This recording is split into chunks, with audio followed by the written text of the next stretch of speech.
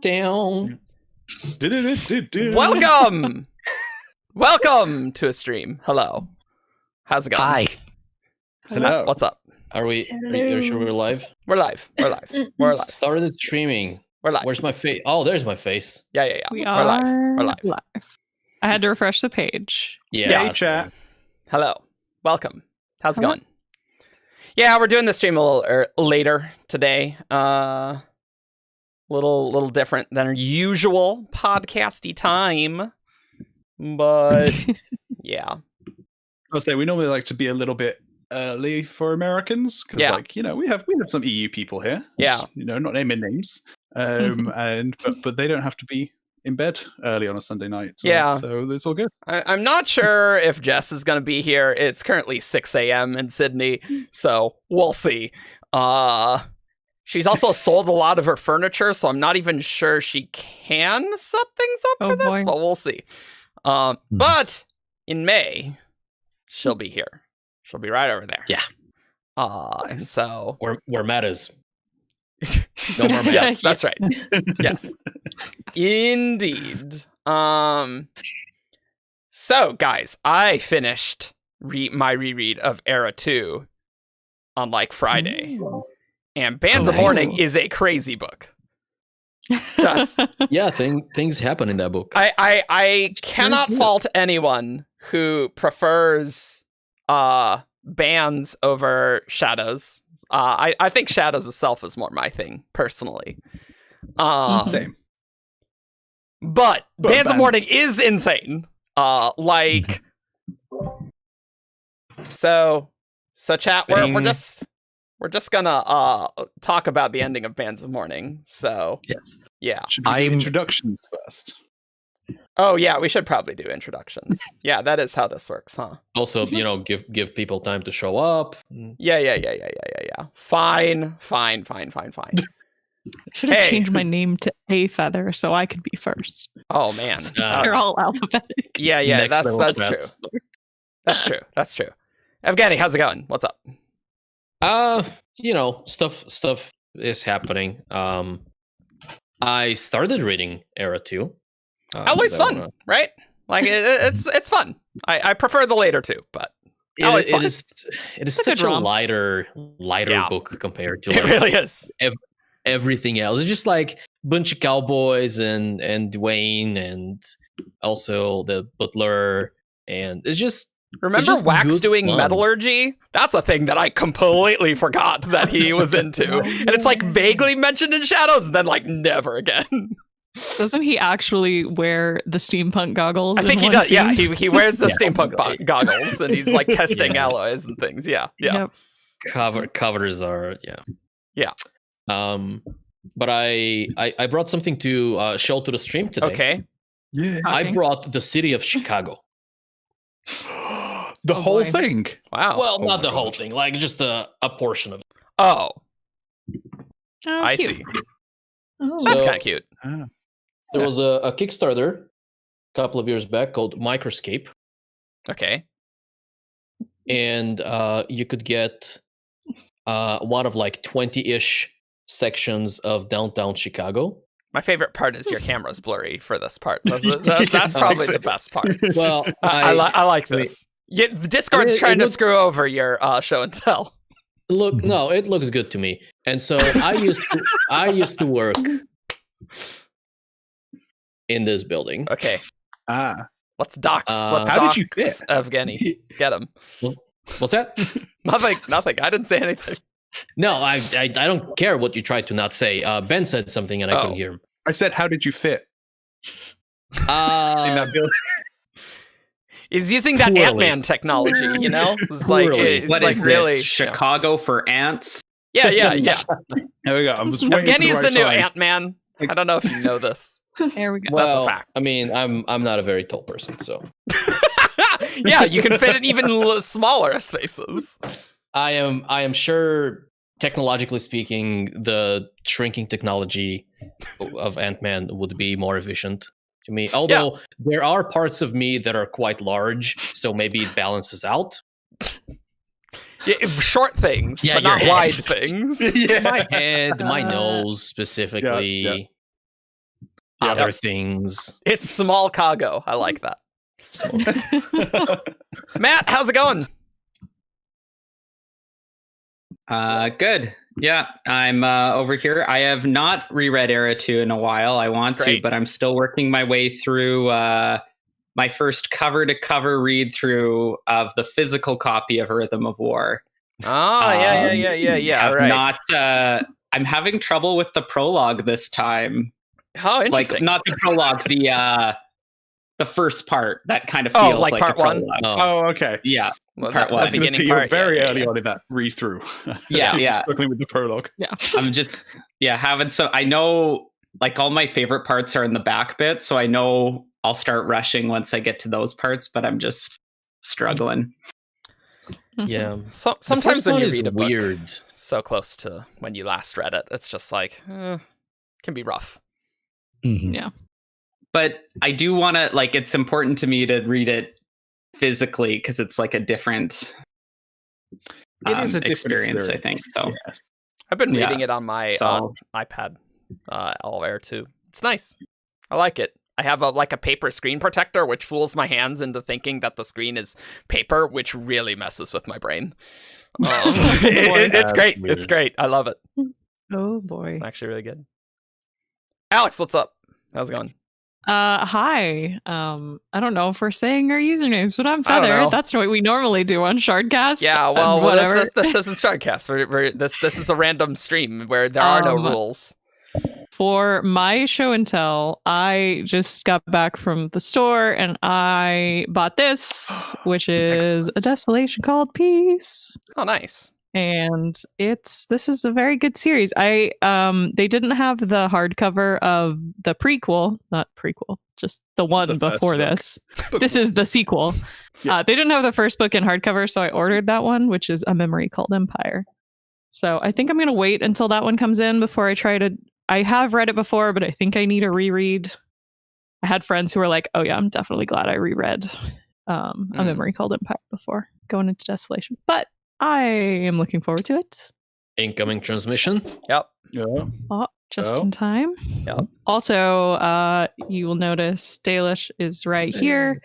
I gave her catnip in her lobster toy right before the stream started so that she would be occupied with that and not getting into things that she shouldn't. So she will probably stay and right we can there all for predict a little while. how well that's going to go. Yes, she seems to be in the mellow phase of the post catnip fun. Rosemary, hey, how's it going? You got to come to this stream because we made it later in the day. Yes, we did successfully murder our tree. Don't feel bad. It was a Bradford pear. It had it coming. Ooh, Bradford pears. Oh, yeah, those things are awful. Did you have branches break off of it all the time? No, it was one that started growing in the wild in our yard, and we let it get too big. And we're like, we need to take that thing down. And of course, my husband, being him, felt guilty about it. But I'm like, no, we do not want this thing here. It produces no edible fruit. They smell like rotting fish. They break really easily, so and they are invasive species that will outcompete native trees. Yeah, that does sound pretty terrible. Chop that tree down. Yes. Get rid of that. And we did. We cut it down and we dismembered it like the monsters we are. That was what they had. And like anytime there was a windstorm, all the Bradford pears just like broke in half because their wood is really weak. Yeah, Lotus, her audio is out of sync. She's using browser Discord because if she uses main Discord, her computer will crash. So. Oh, am I out of sync? Actually, it's starting to get a little better. It's like probably a second, maybe less than a second. Yeah. Yep. I'm sorry. Well, we're doing it live. We should pre-record our live streams. This will hopefully one day not be a problem. We are looking at taking one of my old towers and wiping it and putting Linux on it and moving it downstairs and seeing if we can run some internet cable into my library so that I can have a dedicated streaming computer. And I bet you that problem won't happen on my Linux box like it happens on my Windows box. Well, it's nice that you have a husband who can do all the Linux stuff. Yeah, I don't know how to do it that. is. I got it easy, man. Yep. I am looking forward to all of the other problems you're gonna get. Yeah, seriously. Running You're gonna fix Discord one? or on Linux. No, I've never had a problem. I've run Discord, done video on my Linux laptop, and it's not a problem. It's just that the webcam on my laptop is utter trash. Can't you like plug in the webcam into the laptop? Maybe. It's USB. What? And then I wouldn't have my two monitors where I can pull YouTube up in That's one, true. and yeah. That's true. We love the dual monitors. Yeah, They are nice. It would be really nice to be able to have a better backdrop behind me than our office, because if I do it in my library, then you'll be able to see all my books. Yeah. That would be pretty primo. Books are always a nice backdrop. Yep. Yes. Mm-hmm. Ben, how's it going? What's up, man? It's going pretty good. How you doing, man? How are you? Good. How's your day been? Good. What did we do today? I painted a fence. Wow. That's what I've done today. It's been going great. Joining me today as well is joining me today. We have Rosemary's face is so pixely. It looks like her nose was just dark gray. like when inverted. I'm sure the internet will resolve itself, and this is compression artifacting, probably, maybe. Oh, now you have terrible makeup. Oh, there, it's gone. Yeah, we're all good. We're all good. So you painted a fence, Ben. I painted a fence, and I am joined by my Normandy SR2. Oh, nice. All right, cool. And my Truth and Reconciliation as well. Nice. So my friends for today. Nice. That is my introduction. Also, I'm Overlord Jeebus. How's everyone doing? Hey. You're also. Why are you fragile? Oh, this is You my are Death fragile. Stranding hoodie. It's Death Stranding Incorporated. That's funny. Alrighty then. That's funny. Grace, how's it going? Hello. It's probably been a while since people watching saw me, since I don't think any of the things I've been on have come out yet, so. Yeah, we have 3 episodes currently recorded, so we're good through May. So we were like, I was like, you know what? I actually do want to do something. Let's do a stream. I want to do a stream. The monthly streams are nice. The people are enjoying the streams, so we thought we'd give you more streams. Yeah. We have some very exciting, non-controversial episodes coming up.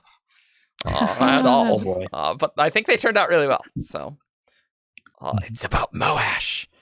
Yeah, I was gonna say I know about 2 of them. What's the third one? I'm very excited. What is the to third one? Edit that one.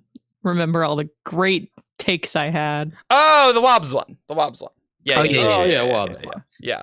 Oh man, that was a really long one. Have fun with that, Ben. That one was really long. Look, I've got the week off next week. I can from dawn till dusk. I'll be editing that. Great. Have fun. Spoiler alert. I'm pro Moash in the Moash one, so y'all just brace No, yourselves. it's good. I think that discussion had a lot of nuance, which was very nice. You have been corrupted by the resurgence of the Moash Redemption Society. We talked on about that. Tumblr. We talked about Moash that. did nothing wrong. Y'all are correct. Yeah, nothing. Nothing. You need to be reconditioned. This is not acceptable. Yep, Your opinion deviates from the opinion of the Cabal. that's true. Yes, that's right. Lastly, alphabetically at least, we have Ian, because Discord is sorting it by our username. So There was a fly. I don't think I got it. get him. I am Weary Rider, and I'm about an hour into a re-listen. Well, technically a first listen, because I haven't listened to it before, of Era 2. And because I have the graphic audio of all 3 books. Like, oh, that's a good opportunity. Mhm. So far, I'm not loving it as much as the Stormlight graphic audios. How are you? The Why is that? narrator is much more, doesn't have as much enthusiasm and is very like monotonous. I'm like, okay. Ooh, yeah, that can kind of kill Same narrator from Era 1. The thing that really threw me off in the graphic audios is starting to recognize voice actors between eras, and the fact that the same guy who voiced Elend in Era 1 is voicing Wayne in Era 2. And it's really funny. Yeah. That's so weird. It only works because accents. Also, Rayoden in the Elantris graphic audio. The one that really throws me off is that the Galadon voice actor is also the voice actor for, I think, Amaram. Oh, wow. All right, then. Which works because he's like this kind of a stately, very deep voice. Yeah. And like you get almost like Superman vibes from Amaram, which is a little bit of how he's supposed to feel like. Mm-hmm. But also that's Galadon. I'm like, yeah, I am evil Galadon. Another weird thing is that Wax's voice is more attractive than I think Wax is. It's weird. It's like it sounds like his voice like he should be more attractive than like I know that he actually is, because we have a picture of him and he's like, he said he's okay. a cowboy man. Gruff. Yeah. Can I just say, rereading Era 2, like even starting in Alloy, in my brain, Wax does not sound British at all. He's just like straight up American Western guy. Everyone else sounds British in my head. Like literally only Wax is American and everyone else is British. Like absolutely everyone. I don't know if that is a experience that anyone else had, but like, I don't know. Like Wax does not sound British in my brain at all, whereas everyone else does. I don't think any of them sound British to me. It's been so long since I read those aloud. I'm trying to remember if I did accents for anybody. I don't know that I did for Alloy and stuff. A lot of Wayne's accents make me think of various regions of the UK. Oh yeah, Wayne's stuff. Yeah. That's that. Yeah, but he's just the like most British. passively by default. Yeah.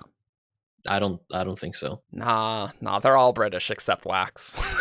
it's just funny. Wow. Like Wayne, totally British. Wax, completely American. I don't know. I get like 1920s flapper girl vibes off of like Melan. I feel like she could definitely like rule that sort of a scene. Milan is the best. I just want to put Milan that out could there. Rule She any is scene that she let absolutely herself the into. best. Like Prohibition Oh era, my God. like Melan with a Tommy gun and short beaded skirt. Oh, she yeah. would be the best at that. She would be Yeah. the best. Yeah, Melan is the best, and she does own every scene she's in, including the best scene in Bands of Mourning, which is the hotel scene. Oh my God. hotel Yeah, scene. Which hello, ends with, humans. Like, hello, humans. But like it ends with like her bags getting delivered to her room. Yes. And like the person asks, like, are there corpses in these? And she's just like, why would I have corpses in these? Why would I need bones with the flesh still on them? Oh boy. I don't know. I like in Shadows of Self where she messes with the police inspector. She's like, thy snoring is displeasing. Oh my God, that is the best. And he's like, I think, what was she talking like metaphorically? And Marasi's just like, oh God, because they like literally were just drinking with Milan, so they know that it's. Isn't that also the point where like she unfolds her flesh and just like has her like gem Rip. bones on display? Yeah. Yeah. Oh, I bet. Bye, Matt. He'll be Super back good. maybe. But Hopefully.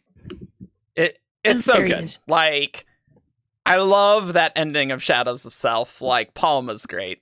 I love her, even though she's completely bonkers. That's super great. I'm taking notes. I'm gonna do a Coppermind article on Palm.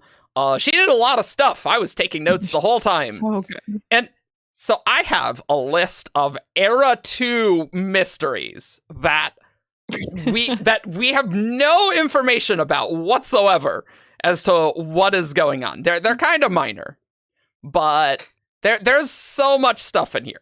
So one,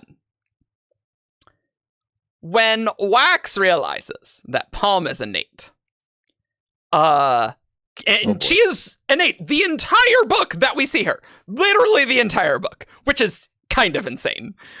She's like, oh yeah, I've been in charge of the government, and Wax like thinks, oh, you had to kill Drim to cover it up, and she's like, no, Drim's been in on this the whole time. I'm like, wait, what? How the hell did that happen? Like Innate's bodyguard was Innate that his bodyguard did not care about this. Yeah, like how the hell did that happen? And how long was she in charge of Elendil's government? Like that's didn't the bodyguard lead Innate to like the supposedly safe room where he ended up getting killed? Well, that was after a long fight scene with Wax, and yeah, because Wax shot him in the face, so Palm needed cover to like have all the blood on him, and so he's like, oh, I had to kill Drim. Tough crap, and because he was supposed to just be in that that safe room the entire time, but then Palm was out doing things like killing a bunch of people and killing a survivorist priest and killing a Pathian. Yeah. No. It was killing a survivorist priest and was a Pathian, just saying awful things about Kelsier. Yeah. Valid. I knew I liked her. And Wayne's metal mines from that book are still missing. Oh yeah? He never got those gold mines back. Will they show up at a convenient time in the Lost Metal? Who knows? Surely. Or are they just gone? Unlikely. There's a lot. Also, there are just mysteries about Palm that's like, how is she able to talk to spiked people? Like real talk. She's definitely not using like emotional allomancy because she gets one ability at a time, and she's talking with Wax and clearly has her ferrochemical speed spike. That's her main one. Like especially in that sequence where they go back into the safe room. How'd she do that? I don't know. It's almost like she's piggybacking off of some of Ruin's original abilities there, because Ruin could do that. Yeah, because it's not like an allomantic thing that lets you do that, right? Like that's just not one of the abilities. You can override a spiked person in order to get control, but that's not speaking to them. Whoever her Shardic patron was may have also been contributing to that. Yeah. Mm-hmm. Yeah, I Speaking guess. of patrons, www.patreon.com/17thshard. Thank you. Thank you. Smooth. I don't think they saw that transition. Boom. Uh-huh. Hey Eric. What? You're focusing on doing on Palm so you can write a Coppermind article. Yeah. So are you saying you're doing a Palm reading of Era 2? Nice. No, I did take notes of everything, and I'm like, was she innate even in this? And yeah, she is. She's innate the entire book. It's just wow. The only thing I can figure is that Drim hated innate, and Palm got Drim on her side, and Drim was just okay with Palm murdering innate because he was a jackass or something. I don't know. Like that's the only thing that makes sense to me. I don't know. Level of bodyguard ability. I like how YouTube is apparently on ultra low latency, but the chat is definitely quite behind where we are. So yeah, I don't know. Well, I chose the lowest latency one possible, so I can't do anything about that. Yeah, I feel like last time was much better. Yeah, it was much better. I don't know. YouTube. That's okay. I was gonna Not say, too don't far forget as behind well. for me. It's maybe like 2-3 seconds. 2 of the 3. Patreon Oh my again goodness. as well. When Maybe you need to you refresh. join the Patreon, Eric will close a tab. That's true. I will do that. The chat wants to know how many tabs have you closed recently, Eric? Okay. Well, I forced closed a variety of tabs because I had a lot of there was one process that was really, that it had like 10 gigabytes of memory usage. So I ended that process. So don't you worry. Don't you worry, guys. Okay, chat, we're gonna do an experiment. Okay. Ooh. When I say the word elephant, you're gonna type the number 6 in chat. Okay. Yeah. I'm sure So, this like, is a really then great this is a experience. scientific Several experiment. seconds again, or you're about to say it? Okay. Well, yeah. 'cause okay. now people are Okay, typing people, six. you're breaking everything because now you're all You're- typing 6 and he hasn't said the code word yet for the mark. No, okay. That's Thanks, good guys. enough. Good enough. It's like 10 seconds. It's fine. Experiment aborted. No. Did wielding your power feel good, Argent? You made Saw that one all coming. of these No. people. No, My- he's not no. going to say it again. Y'all Instructions ruined isn't it. clear. This is ruined. Yeah. This is ruined. Yeah. Instructions unclear. No, we're gonna say it at a random point in the stream. Yeah, you just gotta be on the lookout. Go. Okay, not to be mistaken with olifants, which are a different species altogether. Like Timothy. Oh, Olifants. Got ya. Yeah, the ones from Lord of the Rings. Oh. Yeah. I'm I thought you very said a curious different what word. you thought. It sounded like you said OnlyFans. Yeah, I heard no. OnlyFans as well. I also heard Yeah. OnlyFans. Okay, well that's Oh like- no. This is a family-friendly no. stream of Kenny. okay. Well, but that's okay. So here's the thing with OnlyFans, though. Like the platform is meant to be for fans, and all of these people in chat are presumably fans either of us or of Brandon's work. But if they are not fans Yeah. of us, then what are they doing in our stream? So, presumably speaking, if we were to Welcome start to the an stream if you're new. OnlyFans, Hi. if we were to start an OnlyFans account, then all of these people would be eligible for membership, since they are our Oh. fans. All right, let's move on to more talking about bands of morning. Let's just move Oh, boy. on. Yeah. So here is my craziest hot take from bands. All right, from Okay.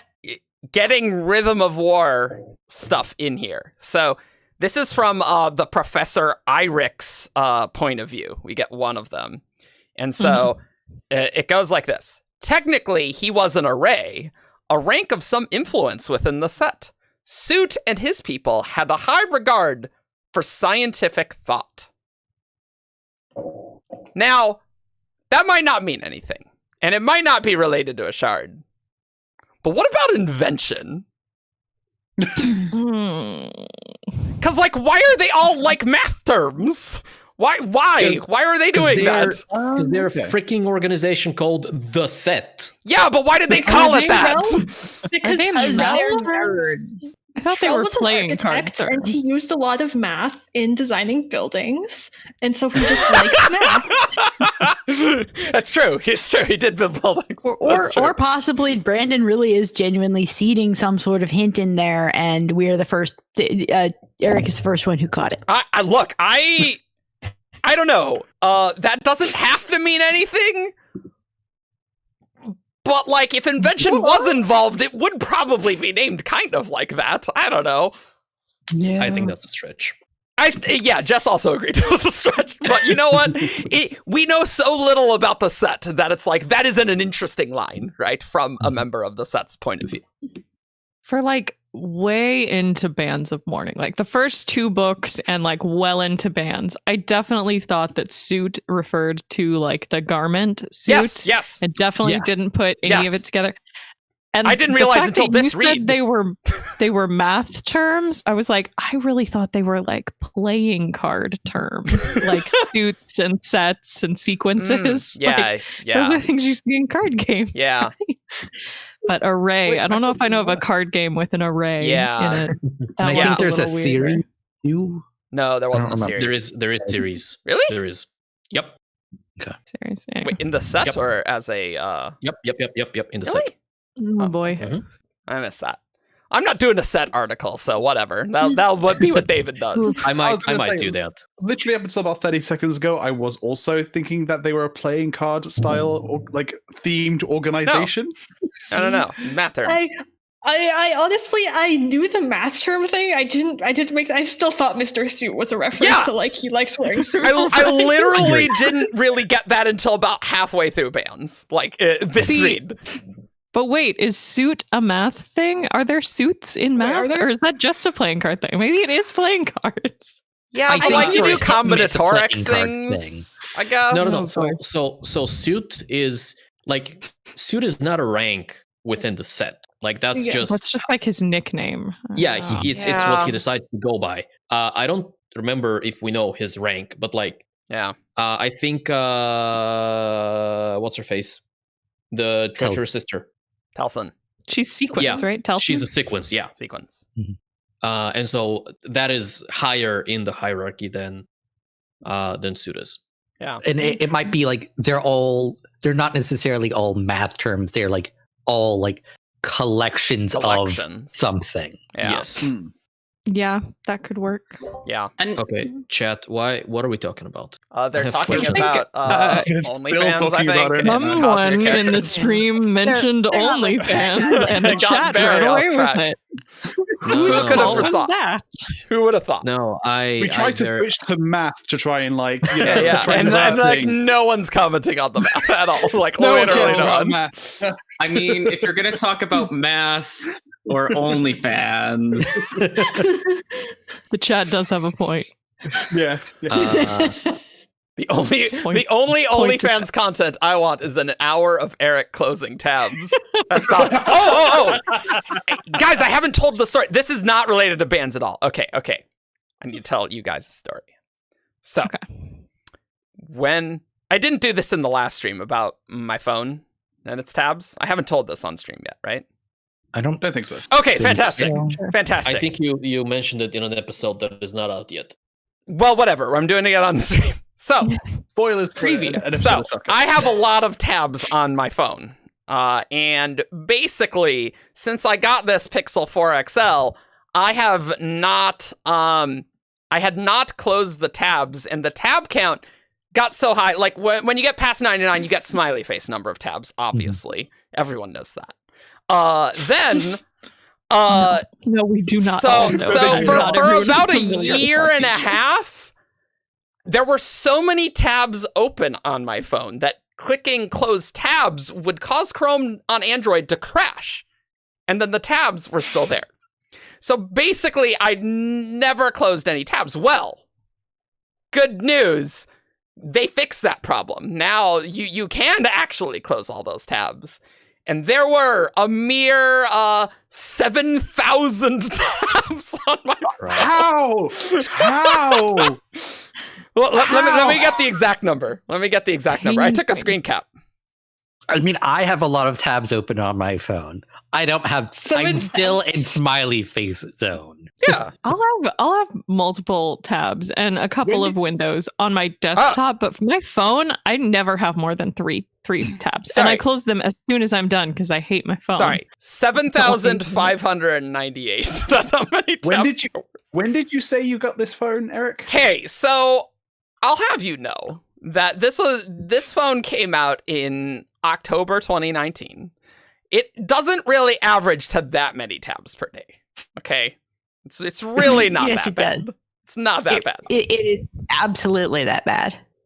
It's not that bad. Like, there's that's several. Yeah, it's a lot. No, it's bad still. It's so bad. I used to kind of date a girl, and it would be funny to close all the tabs, and she would be horrified by the tab counts. So if you're seeing this, know that I closed 7,598 tabs. I can confirm we don't have to be dating you to find it funny when you close 7. No. She was horrified. She was actually horrified. It was great. It was quality. Also horrified as well. Yeah. Also horrified. Just though she and I are on the same wavelength. That's why we're getting married. So you know. Okay. Oh no, we're gonna have to find out how many tabs she's got on her phone now as well. I don't know, but anyway, I wanted to tell you guys that story. It's gonna crash. Yeah. I mean, they're not in memory on the phone. It like barely matters. Gray is here. Oh, Gray, great. I miss you. Great. Gray's computer is having very issues now. So great. trying to stream these days. What could go wrong? Join this stream. I'm sure that we won't get any errors. Yeah, having tried to like just do voice chat with Gray, not even video, and having it like go kaput very frequently is very sad. I hope she gets her computer fixed soon. Yeah, hopefully. So while we more mysterious Era 2 things. More Era 2 things. It was funny reading because I'm still such a Lord Ruler fanboy that I'm like, they're attributing all these things to the Lord Ruler. I'm like, oh, but it's not the Lord Ruler, but it's still like kind of cool. Like, and you know it all along, and it's really obvious in retrospect that it's not, knowing those facts. But it's really funny. Now, I think the medallions have some intent shenanigans because you can hold them, and if you don't know that they're metal mines, they will not work. So you have to intentionally like tap them, right? So that seems clearly like intent shenanigans, I think. That is, I think, just the fundamental property of how all magic in the Cosmere works. Like, you have to intend to use the magic in order to use the magic.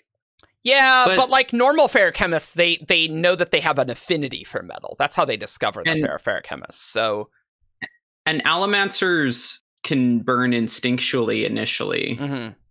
Yeah, so there's... But that might be something with like preservation's intent at play. That, you know, it's maybe more active or easy to access so that the allomancer can be protected. No, like Wayne is, I think...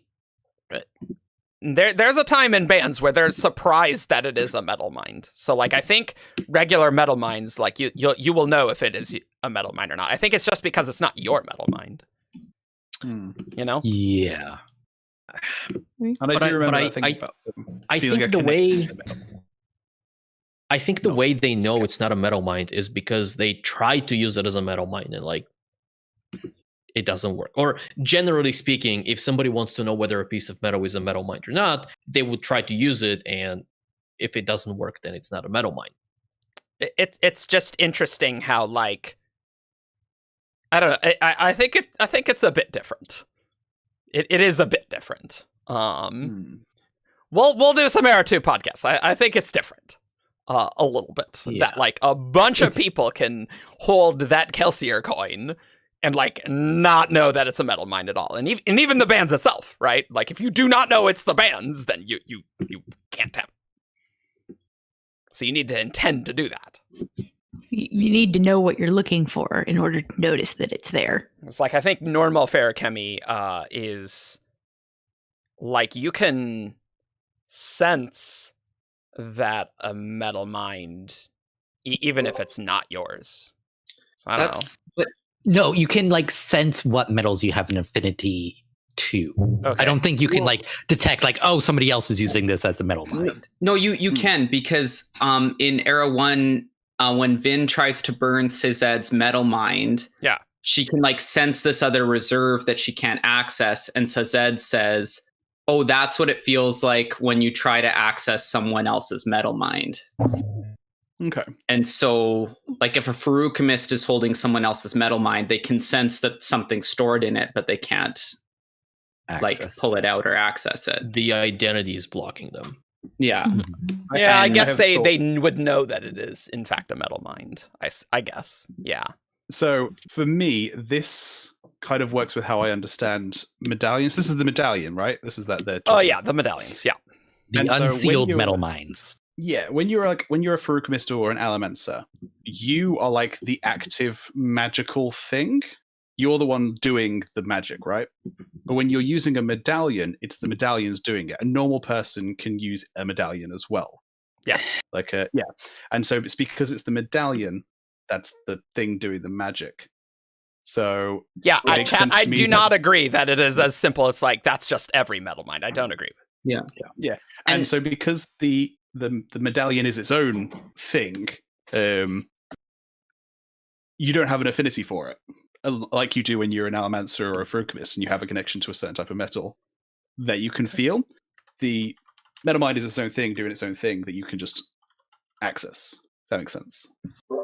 I disagree with what you just said, because I don't think the unsealed metal mines are doing the magic themselves. Because the Southerners have two things going on. They have the mechanical metallic arts, which appear to use et metal in some way. They have the unsealed metal mines. And I don't think they're the same thing at all. Yeah, the primer cube's different. I'm specifically talking the medallions. An unsealed metal mine is different, yeah. No, medallions are unsealed metal mines. Oh, okay. Sorry, am I thinking the primer cube? What's the identityless metal mines? Those are unkeyed. I'm thinking unkeyed. Okay. Yikes. Okay. That'll get you fun. Yeah, because Wayne gets a gold bracer that like he can use that any gold ferrochemist can. Sorry, Ian. I thought you were talking about unkeyed metal mines, and I was like, yeah, that's totally different to a medallion. Okay, but yes, a medallion. No. Cool. I think we disagree then. Because like unsealed metal mines are just they're like an artificial initiation. They're allowing the person to use the magic. Yeah. Similar to that have the nitrocell. That have the nitrocell, that like they can use the magic themselves. Like they are still doing the magic rather than like the airships that are doing the magic themselves. The medallion is at metal. The medallion is doing magic to allow you to do magic. It's complicated, but like it's not the same like as the technology that the airships use, which is like totally like it is like a device doing magic. Yeah. They could be similar because similar to how the medallion allows a person to use the magic, it's allowing an object to use the magic. Yeah, but the object doesn't have will. Yeah. Oh yeah, where does that come from? Yeah, I think the only thing that makes sense is that Harmony gave the Southerners et metal. I think that's the only thing that makes sense for them to have a lot of et metal. Maybe that was Harmony's like, this is how I'm helping, I guess. I don't know. Because without that, this doesn't make sense. Sorry about screwing up your climate down there, guys. Sorry for not remaking you to be normal again, which I totally could have done, but I just chose not to. Sorry, you guys are freezing in spring weather temperatures. Yeah. Yeah. I am wondering though, thinking about this, like the examples we do have, like that Cezed Vin conversation I was referencing of them sensing it's a metal mind. It's likely they were both intending to do it. So it is possible, like if a terrorist person or whoever did touch a metal mind but wasn't thinking, is this a metal mind? Maybe they wouldn't just instantly sense it, right? They would have to like turn their mind to the intent of trying to use it in order to tell. And then like Vin had to like look for it. Like she had to know it was a metal mind, and like it still didn't just like automatically show up to her senses.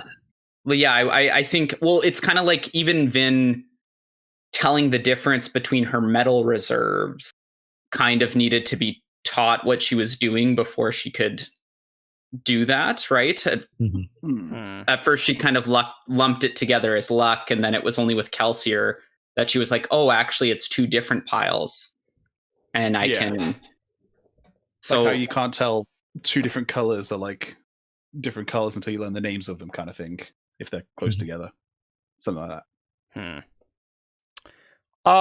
Other things. When Marasi uses the bands, mists are literally flowing around her, and it is not a misty night, that is an interesting detail. That is a very interesting detail that I had completely forgotten. And so, you know what? Maybe the mists are somehow involved in creating these. I don't know how. I had my old mist fabrial theory, and you know what?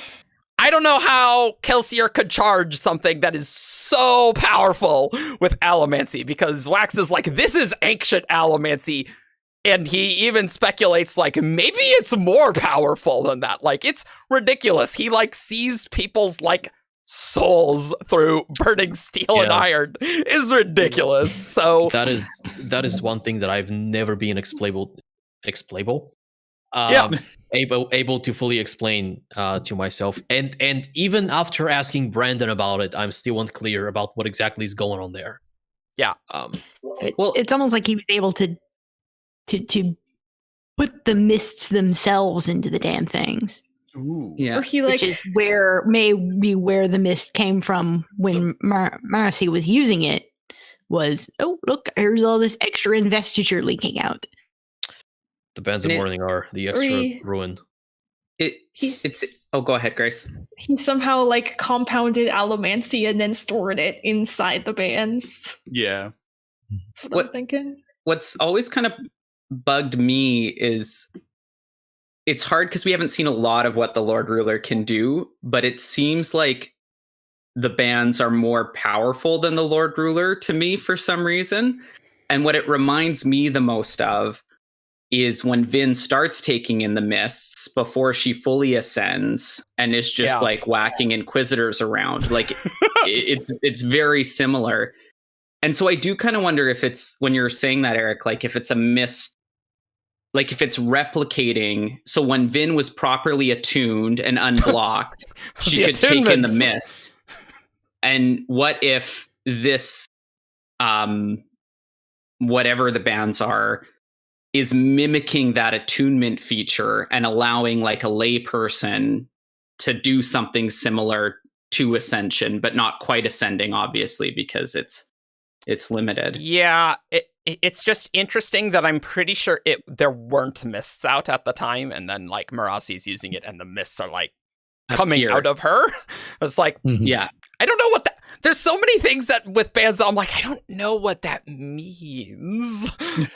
But I think we need to differentiate between the mists not being visible and not being there, because like, I guess that's true. The power infuses the planet, and when it wasn't being controlled, the mists would be out every night, and they'd be present in the day, but the daylight would like go through them. But now Sazed has more control of it, so like he only makes them, like I think the power of the mists is always there, even if they're not visible. Yeah. I wouldn't necessarily say that they are solid mist. I think it could be involved, though. Well, yeah, I'm just reading the chat. The swirling involved is, I think, just the fact that there are like a bunch of different metals that have gone into the creation of this object. It's like Damascus steel. It's like the swirling patterns. Yeah. But I think this is my personal theory that other people have, but it's the one I ascribe to. Is that like the mists are because like when you tap the bands, you are infused with so much investiture that you are approaching like the mist point where your body just dissolves. Yeah. I think that's plausible. It almost feels to me like an I am Unity moment, like for Scadrial. It's kind of like tapping into those. Yeah. Grace, you can't use one thing that we don't know anything about to explain another thing we don't know anything about. Maybe we'll get something on one of them, but even Lost Metal or Wait, isn't that just how you talk about romantics, I thought? These two things we don't know anything about are the same. That's what I think. Oh, yeah. Or not necessarily the same, but like similar in what they're like doing. What's happening to Marasi is similar to what happens to Dalinar in that moment. There's another interesting thing right at the beginning of Bands, where Vendel is saying the mythology on the Bands of Mourning are very well documented, even before the Catacendra. No, they're not. But no. I mean, yeah, well, right, exactly. That doesn't make sense, right? Because he's all talking about, oh yeah, there's legends that he put on his bracers, and then you get his powers, like. But they don't know he's a Therakhemist in the Final Empire. Like that doesn't know what Furukami is in the Final Empire. Yeah, right, exactly. So it's like Vendel, what? And it's reasonable that the Khandra did, though. Khandra may have known perfectly well. They just kept their mouths shut. But no. This is not necessarily a problem, right? Because the Lord Ruler was a figure who was, one, obviously extremely powerful, and everyone knew he was extremely powerful. And two, he was also somebody who was known to wear like metal rings on his body and bracers and things like that. So even without magical, like knowing the mechanics behind why he's so powerful and so on, it's very easy for a cultural belief to arise that just says, he's powerful, he's openly showing these bracers on his body when no sane Allomancer would do that, therefore they are the source of his power. Like, that's a thing people could come up with. Yeah. And the fact that they didn't know Furukumi's a thing would actually add to the legend. You know, it'd be like, oh, he's the Lord Ruler, it's this big mystery. I guess. Also, y'all gotta mute Discord sounds, because I hear them occasionally. So mute those Discord sounds, guys. I don't know who they're.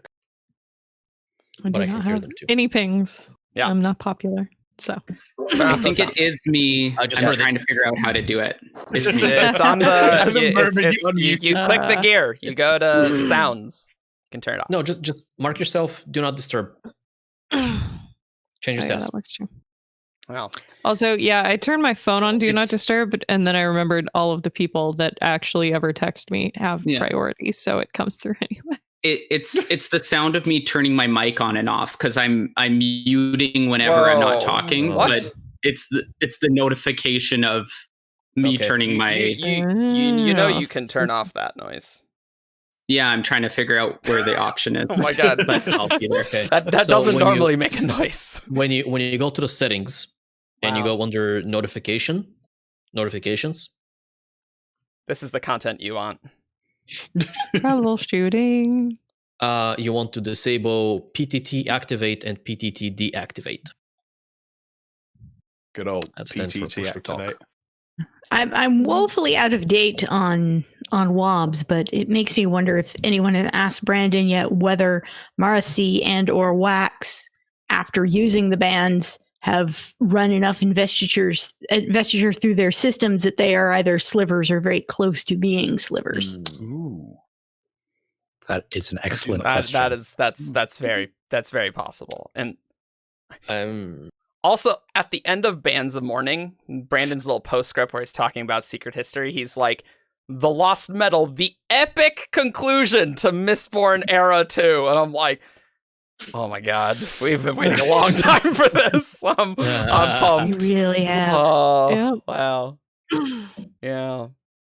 We're getting the Lost Metal this year. Is it end of this year? No. Or is it next year? No, it's next year. He's writing it this year, and then it takes time to go through all the editing and the publisher nonsense. We'll get it next year. Skyward 3 is the only thing we're getting this year. That's right. I was gonna say, I think he cranked out Skyward 3 so quick, and like with those bars on his website, I was like, oh yeah, that's coming out soon. That's like that's like a nameless space book, and that even is kind of rushing it. Really, we still don't have the title for that, which is kind of funny. They'll come up with something before they have to print it, I'm sure. I mean, they have something, they're just not telling us. Yeah, I guess it's called Somewhere. You'll know when we want you to know. Yeah. Also, is there anything else that I had on there too? I don't know. There's still blank connection. How do you store blank connection into things? That's a great question that I do not know the answer to at all. No idea. It doesn't even. Yeah. It doesn't what does even, that mean? Like... What are the excisors? They're mentioned once. Literally once. They're necessary, apparently. Also, Evgeny, I've been thinking on what you said about machines not having a will to be able to use. Well, that statement really made an impact on you. It did. I'm sitting there and I'm like, and I'm like, because my first one was that like the person turning it on would supply the intent behind the magic, but I was like, no, that's kind of stupid. But then I remembered Rhythm of War, and I remembered that you can create anti-light using a machine designed to create anti-light without knowing what the machine does. And so, But you had to the intend machine, to want to do that. the person making the machine has to Yes. intend for the machine to do that. Yes. But then a person using the machine doesn't need to know that the machine does that in order to use the machine. Alex, are you because the having person fun? Just Just watch my Alex's phone face for for a this. very big part of the stream because my head is so empty whenever we talk about any of this stuff. What if we talk And about so- Vin being attuned to the mist? What does that mean? I actually Like, not only have I Uh-huh. not read Mistborn in a while, you guys have picked the least interesting parts of Mistborn for It's me. interesting. We're gonna do a medallion podcast. Would you like to I'm talk glad about y'all have Bendel's cult instead? yeah. I don't know if the Skyward novellas are coming this year. I'm not entirely sure when they're coming. Mhm. I'm not 100%. I don't think there's a formal release date. They are being written by Jancy Patterson, but Mhm. I actually had a dream like last week where like Brandon was telling people that like things like Lutha and stuff like that, it's like, oh yeah, that'd be really important in Era 3. Like I legit had a dream about that. I was just like, and then I was so excited for Era 3, but it was not real. that's not a real thing. My dreams have been absolutely crazy. I actually remember that one, but my dreams have been bonkers recently. Okay, but imagine if it was never Lutha, but it was instead like Luthad. Well, yeah, that's totally possible. Yeah. You know, I don't know. I don't know how these things are possibly going to be relevant in the future. But there's a lot of Era 1 weirdness as well with like a lot of things. It's just not. You know time. what I wonder? What? I wonder if Brandon just came up with like a cool name, Luthadel, and then like didn't necessarily think that, oh, this is named after someone. And then it came time to write Era 2, and he was like, well, I want a name that pays homage to Elend, and naming it Elendel kind of fits the naming scheme that I've come up with, so I'll do that.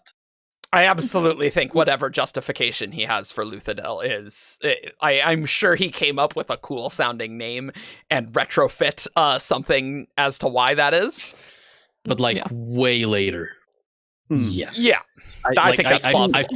I feel like that's something he kind of decided on the spot when we started asking about Lutha. I think he discovers a lot of things like that. Though I'm telling you, the naming of Elendel and Allendel will never stop driving me crazy. Oh, yeah. That's right. That's true. I'm sure that'll be really fun in Era 3 if those are like two competing cities that are both important. That won't get confusing at all. One of them needs to be raised. Yeah. Let's make these two cities one little letter off. And Also, fairly talking close about- together. Dawnshard physical copies. Some people already have them, correct? Yeah, I Yes. Does received anyone mine have theirs physical like handy? I don't have Mine mine. didn't mine get haven't around. yet. But I I don't think haven't mine have gotten it shipped. yet. I'm supposed to get 2 to 3 sets of them. They're cute. Yeah. We're They're getting cute. 3 of the leather bounds. Oh right, yeah. This is also spoilers for a future Shardcast where we talk about this on Yeah, show. we and should Tell. talk about it. Yeah. Ta-da. Did we talk about that like actually live or No, Or that was was that on on the Shardcast. pre-show? Oh no, I think that was on it's the a- Lobs episode. It was on the Yeah. Lobs Yeah, episode. You were it on. was this and Way of King's Prime was my show and tell. Yeah. okay? Yeah. Nice. Yeah. Yeah. Mm-hmm. I don't know. There's a lot of mysterious things. David was telling me in Era 2 that there's like this time where Wax is talking with Suit and it's like, you should look at the casualties on the train. You'll be really impressed as to what I did. What the hell does that mean? Oh yeah, I remember us talking David about was this. like, do you have any ideas about this? And I'm specifically reading the book about that. I'm like, I have no idea what that could possibly mean. And he's dead now. So are we going to get any satisfactory resolution to any of this? Look, Oh, yeah, there's that's still right. there's still an opportunity for the prologue to the Lost Metal to be from Suit's POV. Ooh. Yeah, possibly. Oh. Huh. Doesn't it talk about him serving in another realm? Mm-hmm. Yeah. Like And I other think- capacity sort of a thing. Yeah. Well, I mean, that's standard. stuff, right? I think Cosmere nonsense. specifically another realm is what the faceless immortal said. And I think realm needs to be decapitalized. And in my ebook, it was capitalized. So I got to we post that have in the top ways of title thread. anchoring. We have ways of anchoring your cognitive shadow. Yeah. Yeah, I can't correct capitalization if I don't know the capitalization rules as we're going through the books. Well, also they change, so. They do change, like fortune. Ugh. Wait, what changed about fortune? I'm pretty sure in the Ars Arcanum bans, fortune is not capitalized in the Ars Arcanum, whereas it probably should be. In That's like the context of Storing Feral fortune? Canyon. Yeah, it should Yeah. it should probably be capitalized. But it's like Brandon only Oathbringer and On decided to capitalize that, so none of us knew that. Okay, we'll Was fix the- that in the letter bound. Ars Arcanum even in the Gamma? I don't know. No, it's not. But at least all Era 2's there, so. Yeah. I Just like love Chris. the idea that yeah. like Mhm. people in Silverlight have totally different grammatical conventions from the rest of the Cosmere, and therefore What if two different groups use different definitions of splinter and sliver? these are That's the 100% Oxford what's comma happening. debates of world hopping organizations. and one person's like, you know what? I'm going with the Stormfather on this on Sliver. It's like, ah! People in universe disagree. There are angry thesis papers back and forth about what the correct convention should be. Yep, I'm sure that's plausible. There is in-world debate over this issue. Great. Hate it. That's Very the biggest Brandon Raffo thing. It's like, well, people in world discuss these things. Some people in world would say so. Yep. Actively shipping is my secret alternate account name, by the way. Oh man, that's good. That's funny. I recently set this is a fun feature I found out about recently. That you can have one of the Discord bots that we have on 17th Shard let you know when people bring up certain words. Oh, so yeah, like right. if there's a topic that you care about. Yeah. And so I put shipping on there because I'm like, people never talk about shipping on 17th Shard. I want to be there when it happens. I want to know to tune in. How's that going? Literally 50% of the mentions are about like package shipping or like a boat. I'm like, our community really Yes. is like this, and I want to cry. To be Okay, fair, Is the it about Kickstarter the stuff boat? is shipping, so it's not a great time for that. So it would be more mentions like that than if there was not a Kickstarter, I imagine. So And like, how often do people actually use the word shipping when they're having shipping conversations? that's true. Sometimes they just talk. Well, I mean, you always have the risk of somebody coming in and being like, we're talking about shipping. Yep, be nice. Just because you don't like a thing doesn't mean other people can't. The usual stuff. Yeah. The keywords would be like the shipping names, like the portmanteaus. Yeah. Mm. Get a fun relainer in And this guy. then you have to monitor every potential spelling of them. Yeah, that's true.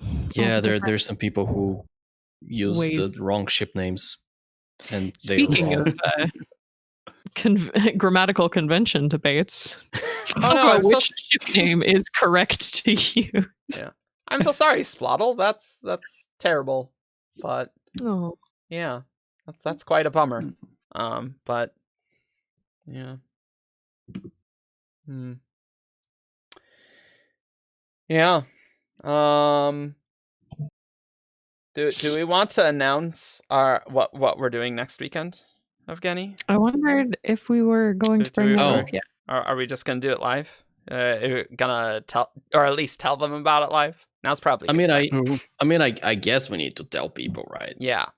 So Otherwise, nobody's gonna show up. Recommended. It's gonna be dumb. So next weekend we are going to have a special stream involving drinking, and it will be Shardcast After Dark, except it probably won't be in the evening. We're doing it the usual Shardcast time. After dark in the middle of just the turn off in our the lights. middle of the day. I think because it will have strong language, it will be patron only. But you're still getting a stream this month. But if you this munch, yep, that's right. So we will have a Shardcast After Dark because Evgeny's birthday is this next week. So we're gonna celebrate with booze and swearing. And am I gonna have to come up with a Cosmere drinking game? A Shardcast drinking game? No. Well, now that you brought it up, that sounds like some Who's That Cosmere character. No. That'll really make it spicy. Go through a random live stream transcript and take a shot every time Brandon says and things like that. Oh yeah, he does say that a lot. He really does say that a lot. Hard R, give it a rip it game. The losers. Well, Archie's a huge fan of Rip It, so he might have to take a shot when you don't win. No, okay. On my stream, we don't do ship it or rip it. That's fair. That's fair. That can be another Shardcast After Dark. I don't know how often we do these, but yeah, I don't know. We can do FMK on that stream. I'd be down for that. What? I don't know what that is. Yes, you do. We can't say what it is. It's also right. Yeah, that's definitely a thing that's better to read than be said aloud. Yeah. Right. Yes, we should do that. That sounds good. Yeah. Bedwet Behead. I will say though, like legitimately, Bedwet Behead is a much better name. Yeah, that's true. That's true. It's very Henry VIII. I'm a big fan. BWB. Oh no! If you no, okay. There are some problems with that abbreviation. Yeah. This is yeah. This is coming up with names of things is fairly non-trivial. Names are hard. Yeah. Anyway, yeah. So we sort of did this a few months ago, but we didn't stream it. We just had all of the staff getting together and. Oh yeah, that's true. That's true. Yeah, because Gray got old. Yeah. Now we're gonna invite other people. We're gonna do a thing when Jess and I get married. We're gonna do a 17 shard thing. That will not be streamed. But we'll just get together and drink. And celebrate things. Maybe we can have a stream where everyone gets married. Oh boy. I'm already married. I don't need to do that again. Okay, well. It's called renewing your vows. It's a very romantic thing to do. Yeah. Great. We are getting our 10th anniversary is the end of the month. Oh, nice. Congrats. We're doing an extremely romantic thing where we go hire a person to sign our wedding certificate, and it'll take a minute, and then it will be signed, and then we will give it back to the courthouse, and then it will be done. Extremely romantic. I heard romantic. I don't think it will be that. I'm pretty sure it will not be that. Step back from the Shardcast. Put it down. You guys are married because you will be married.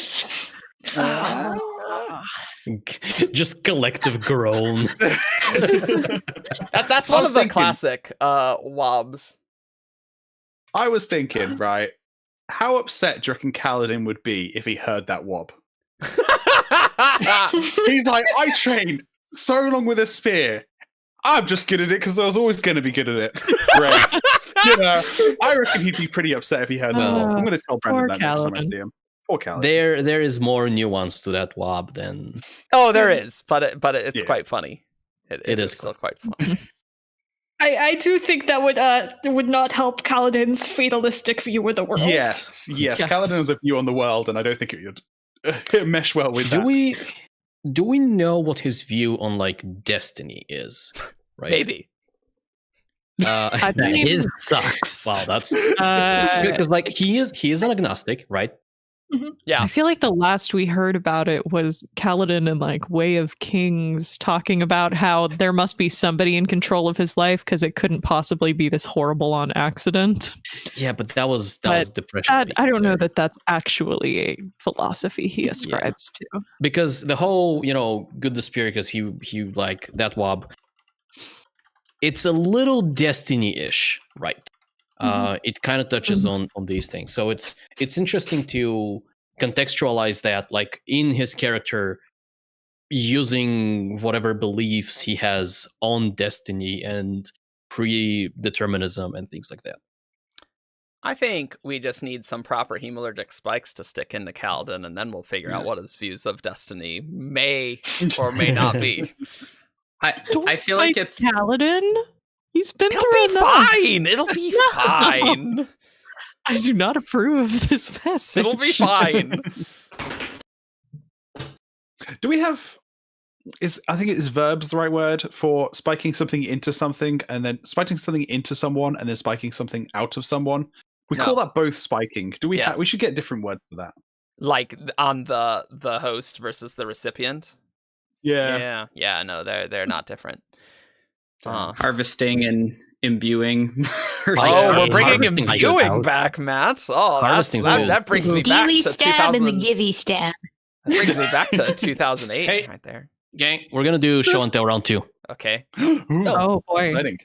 I had a thought. If Scadrial's like an Earth analog, do you think they're still going to use like spiking as like a sports term, and if it'll have like different connotations? Oh my Oh god. no.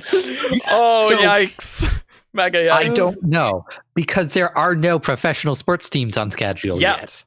which is a plot point according to Brandon. Next book. Oh. Next book. Well, yeah, apparently Wayne was in Shadows was just like, I'm gonna get everyone drunk, and that's kind of like a sporting event, really. It Yes. certainly goes with sporting events. Yeah. Excise and incise, says Kala. Oh, perfect for the We don't know excisers what that we don't. excisers are. Oh, No, Excisers are a thing. We Yes, don't know I- if they're allergic. they are I'm a- human. Come on. I'm a big fan of spin and spout. size means Spin cut. and spout is very fun to say. I don't think there's Spike any in, cutting. spike out, spin and spout. Oof. Volleyball No, is very different when they're just throwing spikes at each other. I do Different like game. harvesting a lot. Extreme hemalurgy. You're just whacking Extreme. spikes. Yeah, at each yeah, other. the X Games on Scadrial, pretty dangerous. I mean, you could just go very medical with it and be like donor and recipient. Yeah, that's probably Yeah. the easiest. It's kind of boring. Yeah, A but donor it's the most generally descriptive. implies some sort of consent, and that's not necessarily Well, there was the case. intent by someone. Yikes. Oh, Oof. Okay, so somebody said- in chat brought up Horizon Zero Dawn, Okay. no. and I will not lose an opportunity to talk about Horizon Zero Dawn. Okay. So at some point in the recent past, I talked about how I bought like $200 worth of merch and stuff.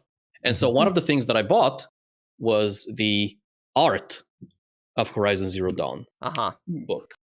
And it's, I mean, like, it looks fantastic. It is such a good game. Are we? Anybody who hasn't played Horizon Zero Dawn, you should try to find a way to play it, or watch a Let's Play or something, because it's fabulous. Do you Good do you know of any good Let's Plays, by the way? I should look one up.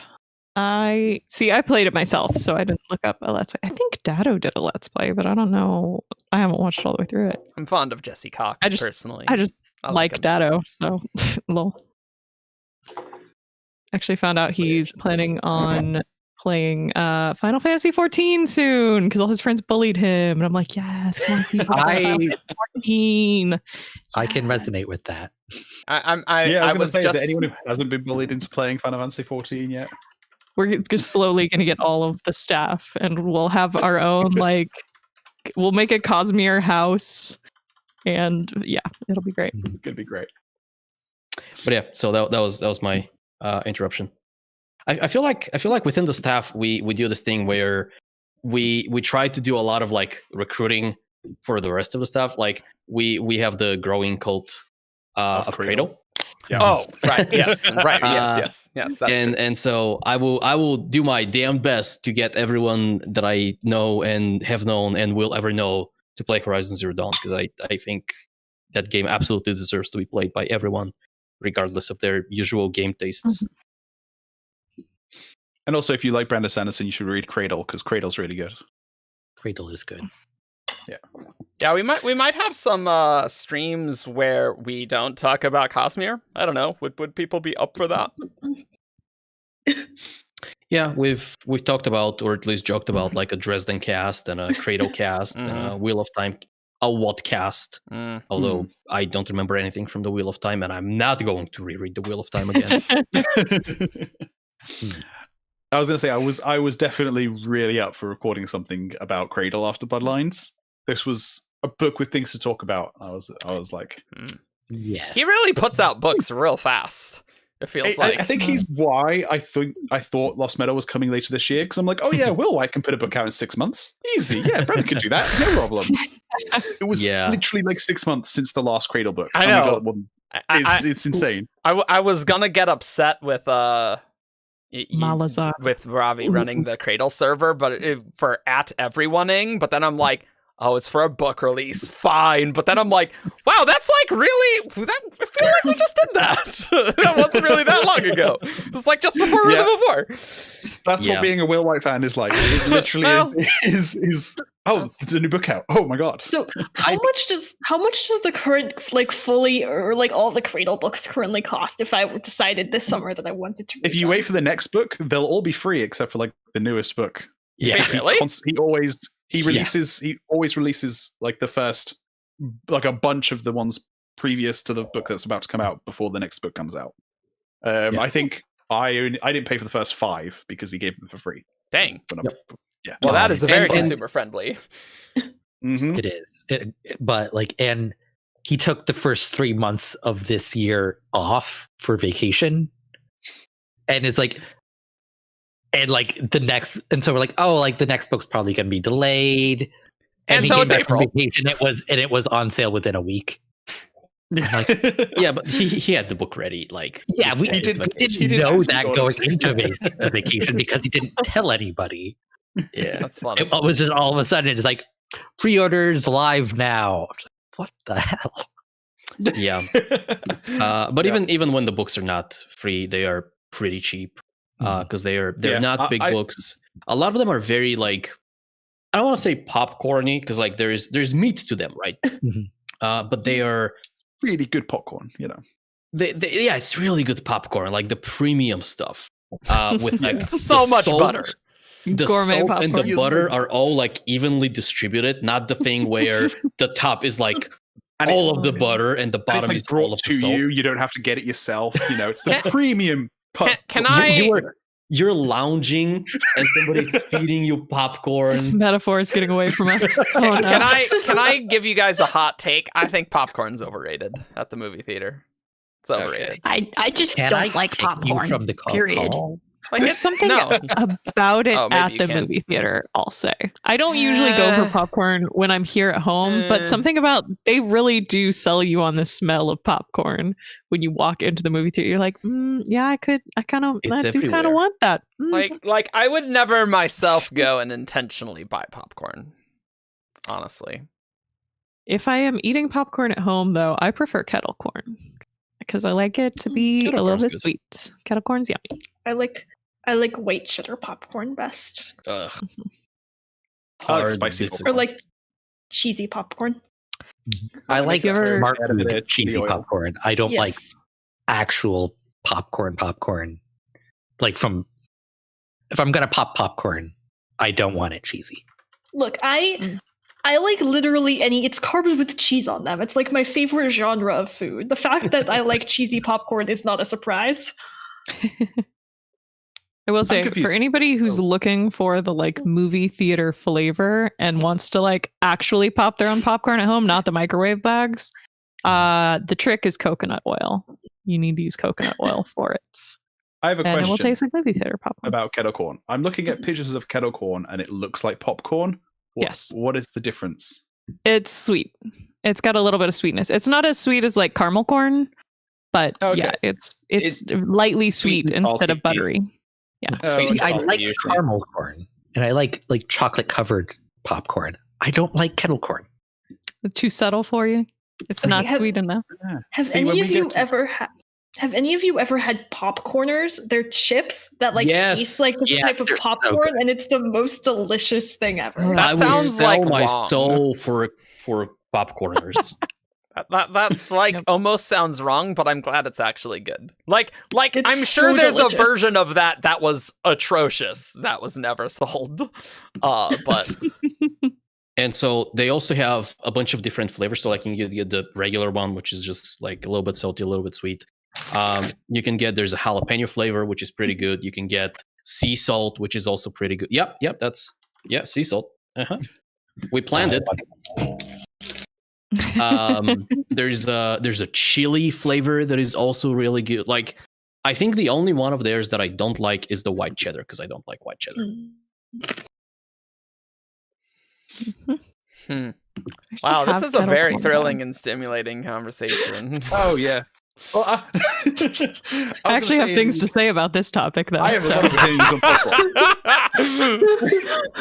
popcorn. We don't put butter on our popcorn here in the UK at the cinema. You go to the thing, you say, "Hey, I want some popcorn," and they say, "Do you want sweet or salted?" And then you just get sweet or salted, and that's all it is, and that's the whole popcorn experience.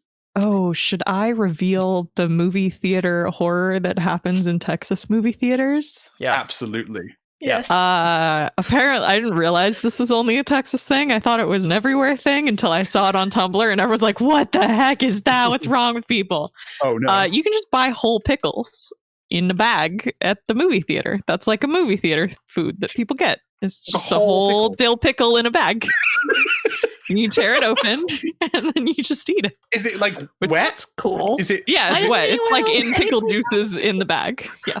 Then how do you know? But surely you'd open the bag and you'd spill pickle juice everywhere.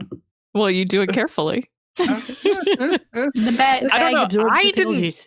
I didn't ever have them because I'm not a big fan of pickles, but No, they pickles are were the always worst. available in movie theaters. Oh, Yeah, that's a little weird. Get a pickle. Pickles are yeah. the best. I Feather. love pickles. Pickles are Feather, terrible. you've been watching Great British Bake Off recently. A little Have bit. you- Yep. Yeah, have you reached the season where they're making breads, and a guy says he's making focaccia, and he says, "I love focaccia. Whenever I go to the cinema, I bake a focaccia and I take it with me." What? It's like he takes a whole focaccia with him. So this, and That's he's like, "It's my so favorite weird. cinema snack," and I'm like, "Oh, like, did he just say that like on television?" It's so weird. Oh my gosh. What? Oh man. Ben, have you been to the movies in the US? You don't Yes, have cinema here? yes. Whenever I go, I try to, because you guys have a very different cinema experience, and I actually really like how you guys do it. What's Yeah. different? So, have you Uh, seen the essentially butter on tap? Yes, the That's the squeegee good butter stuff. thing. Yeah. That's the good stuff. I feel like most movie theaters these days have switched to the like recliner seating because they're really Yeah. trying to make it a premium experience. Like, I don't think I see movie theaters around anymore that have normal seating. And you know Oh, what? That's most of great. them It's, have it's strictly upgraded. better. I'm fine with that. It is really nice. Yeah. Most of the ones around me are normal. Like That's the thing I normal. like. It's that the reclining seat. You get a blanket. You get you can get food delivered to your seat. Or drinks, and like Oh yeah. I do They've like got that. I'm glad you guys in chat AMC like does pickles. like bar I don't. service now. You can get like cocktails and stuff at the movie theater. Dude, Yeah, We're like really I'm- leaning into the In fancy Portland, style. there used to be a place that we could go get like food that was totally overpriced, but like restaurant food, like people would bring it out during the movie and stuff, and you could get booze. It was good. I would 100% pay more than like the already overpriced ticket to get Yeah. this kind of service. Yeah, it's kind of nice. My only thing though is if you order like an actual like meal and then it gets dark. That is Like, I find slightly it hard to problematic, eat. admittedly. Yes. Feels like You it would know, be like difficult with- to do like fork knife stuff. Yeah, like Yeah. popcorn and snacks, it's like hand to mouth, easy. You get but, like chicken anything where you're like, tenders, or Yeah, like yeah. a personal pizza, Yeah. like things where like you can use your hands and like a thing of Totally. of nice mac and cheese or something like that's pretty easy. Yeah. It took me It's a few usually attempts not to that realize bad. it's something you don't have to look at to eat. So that's the good cinema food.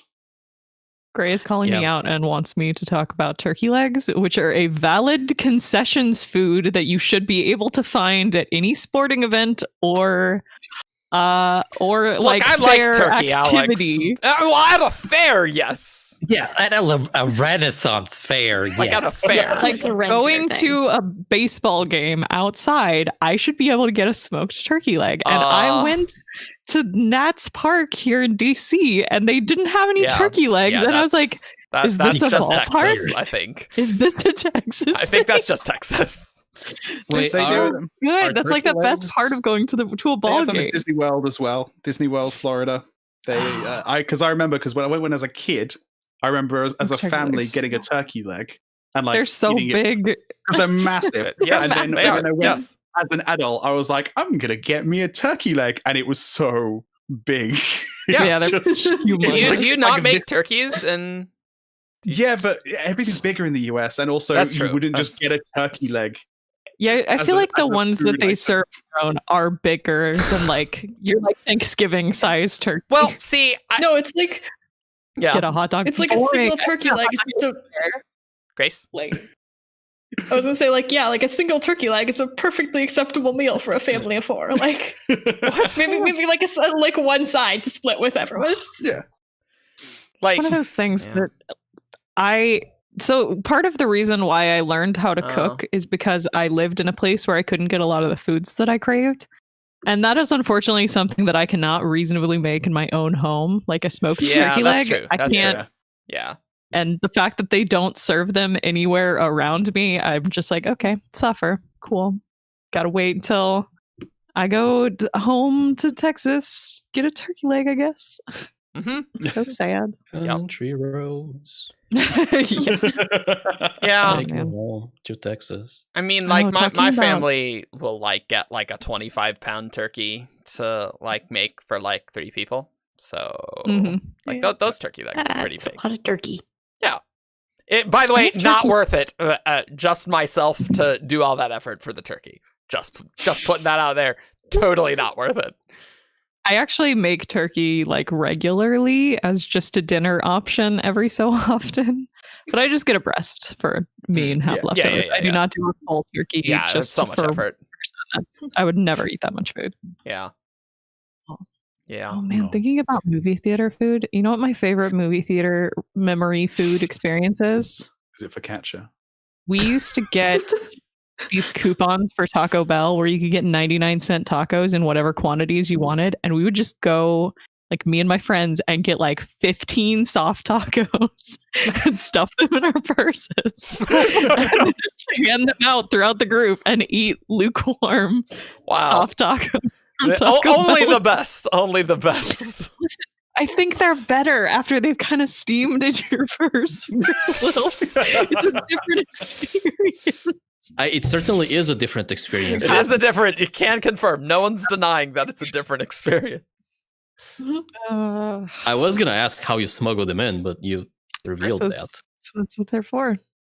Don't ask why the purse smells like Taco Bell tacos. It's why. Yeah.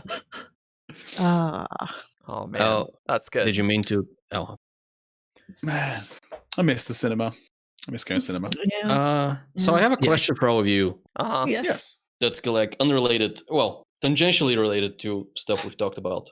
Okay. What's your favorite like fast food, like burgery, McDonald's like place? Five Guys. Five Guys. Five Oh, Guys is very good. I would say Five Guys is on a different tier. Yes. Yeah. The best tier. The S tier. Everything else Five is below Guys it. is okay. My brother likes Five Guys so much that he goes to Five Guys every Saturday, and I can't say I man. like it that much. Oh I don't man. think their fries are very good, unfortunately. That is Oh, no, her a fries heresy are you good. have spoken. Yeah, No, yeah. you'd be But they make so up many- for it in like this is a lot of quantity. mediocrity that you've just put in this bag. But like if below like Five Guys level, I think I gotta go with McDonald's actually. Like, but now I've quit Yes, I'm more soda, happy. so now I'm not eating horrible garbage from McDonald's. I've gone a week with no Dr. Pepper. That's like a lot for me.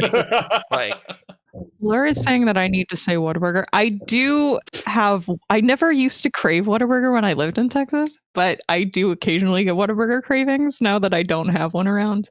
The problem is I don't have burgers at Whataburger. I get their chicken. So, oops. They do chicken and white pepper gravy, and it's the best dipping sauce for chicken is white pepper gravy. If you've never had it, it's super nice. I went on a bit of an experiment last week and wanted to compare the burgers and fries of McDonald's, Burger King, Wendy's. I think that's all I did. Mm-hmm. And so McDonald's fries, if they are like, if you're eating them immediately, yes, you have to eat them fast. Are cocaine. If you wait like 15 minutes, it's rubber. They're nasty. And so like they have a very sharp like drop off in the flavor profile. With Wendy's and Burger King, they start off lower on the taste scale, but they don't fall off as sharply. They have a longer half-life. Yeah. Flavor half-life. I like how we're like making them to be radioactive substances, which to be honest is about right. Yeah. I mean, except they don't actually decay. Their taste and does. then in terms of like the actual burgers and stuff, I think I like Wendy's the most. Like a Wendy's double stack is just amazing. I feel like Wendy's is. I don't normally get burgers at Wendy's though. I think Wendy's has the best chicken nuggets of any of the fast food Like Wendy's compared to Burger King and McDonald's, Wendy's chicken nuggets are like so much better. I don't know if I've ever I don't know if I've tried Wendy's nuggets anytime recently, because if I'm going to Wendy's, I'm going to get a burger because they're the only place I'll get a burger from. Like I don't really go to Burger King. McDonald's burgers, I just don't eat. Like if I go to McDonald's, I get chicken McNuggets. If I go to Wendy's, I get a burger. And that's just how my brain works. Sometimes when like McDonald's is like obviously recently made the burgers, they're like actually pretty all right. Actually pretty all right. I will say, if I had to pick, I think my favorite like fast food drive-through burger and fries experience is probably actually Steak and Shake. I think Steak and Shake is excellent all around. I think I had one of those, but they're not around me. So yeah, I don't have one near me either. But when I'm on road trips, I keep an eye out for Steak and Shake. I don't have an In-N-Out near me, but there's one, lo and behold, in Texas by my parents' house. And I do like an In-N-Out burger, but their fries are just so bad. Everybody knows that their fries are bad. They have bad fries. You have to cover them up animal style. And animal style fries are edible and decent, but what is that? Fries themselves are so bad. In-N-Out? No, that style of fries. Animal style? Yeah. That's where they put the burger sauce, which is sort of Thousand Island-ish, and a slice of cheese that gets melted over them, and caramelized onions on them. Oh, that's what it's called. And I was like, this doesn't sound super appealing. Fries are not particularly appealing to me anyway. Like they're fine. I don't need as many as they give me, like ever. See, my favorite fries are waffle fries, which I can only get from Friendly's.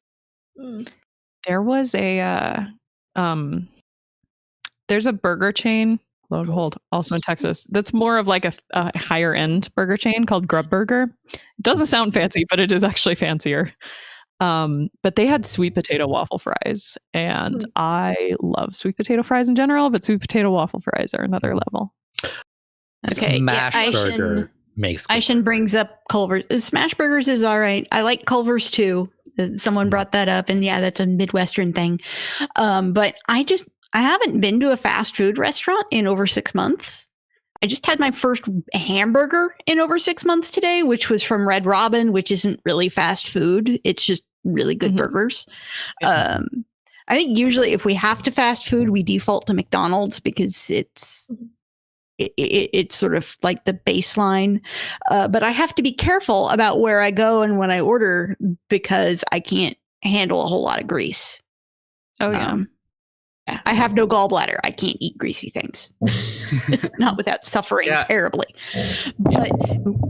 But yeah, we just haven't been doing that lately because I've been on the weight loss kick. My Red Robin burger today was my reward for making it down to 160 pounds. So I get to break the bank on calories today and then go back to normal tomorrow. But if we expand beyond burgers, I also really like Jersey Mike's, which makes what I would call a grinder and what most of the world would probably call a sub sandwich. Yes.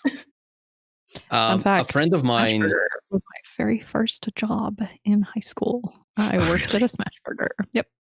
Friend of mine swears by Jersey Mike's, and I tried them once, and it was fine, but I was not blown away compared to like Subway or Jimmy John's. Like it was fine. I've never gone to Jimmy John's because my first and only experience with Jimmy John's was Jimmy John's catering for a school event. So they had 3 options for sandwiches. They had a turkey, a ham, and a vegetarian. The ham had a single slice of ham and a single slice of cheese. Wow. The turkey was bread with a single slice of turkey, and the vegetarian was bread with a single slice of cheese. And they had like no options for toppings.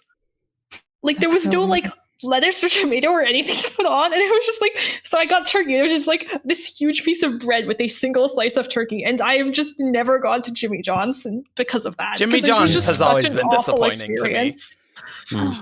I will say the chat has brought up Nando's. Oh, I go for cheeky Nando's, but let's I love it. You can only find them in the US and like very, very, very few places, but they're very popular over. Is it just the UK or are they elsewhere in Europe? I think it's just the UK. It's technically South African, but I don't actually think it is. I think it's just that like style. Is that one of those places where you have to like go down some rickety stairs and then do a special knock on the door and then somebody takes you through a hallway and you there's like one on every high street. No. I have heard of Nando's. They are fast casual. The first time I ever went to a Nando's, we do have them in the DC area. It's one of the few places in the US that you can find them, but they're all over DC. If you go to DC, you can find Nando's easy. I just, based on the way that people had talked about it, I was expecting like a fried chicken place, like a KFC equivalent. It's not fried chicken. It's like flame grilled, marinated chicken with lots of different vegetable sides and stuff like that. So I would put it on the level of like a Chipotle level of fancy. Yeah. It's the sit down fast casual sort of style. It's very well disguised fast food. You know, that kind of fast food is food always cooking on a grill. The people, kind of thing. It's like that. Yeah. You know what good fried chicken fast food is? Popeyes. I've never heard of Popeyes. I think Popeyes is my favorite. Too spicy for my taste. I want to show you guys. But I'm a whip, so. There's a place in Chicago called Kuma's Corner, and it's a burger place type of thing, and the menu there is all themed around like rock and heavy metal bands. So like you can get a Slayer, you can get a Metallica, and things like that. And this is going to be terrible to see. I don't think that's going to work. It's not going to work. I'm going to guess that's a meatloaf with shrimp sticking out of it. So that's a pile of fries with the contents of a burger just dumped on top of it. Oh my gosh. But like the burger is this big. Like it's a pound of meat. Oh, that is too much. That's too much. It is amazing, but also you go there and you finish the thing and you're like, I am also finished. Yeah. Oh. Otto. I'm What's just reading Nando's your have? comment in chat, Matt. I don't mind Subway, but does anyone else? Your whole car/house smells like the bread after. It's a very distinct, like Subway bread smells like Subway bread. Like it's Subway like bread. it's a very specific That smell. Yep. mm, I will throw out Zaxby's as a very good chicken tenders place.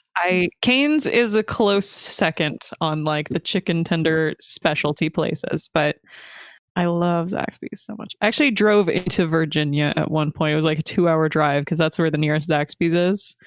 It was not worth it. I won't do it again. But I was having a craving, so lol. I'm excited to try Nando's. Well, Jess and I will get to DC. We'll get to the UK eventually. Yeah, You know, come when visit travel me. is a thing.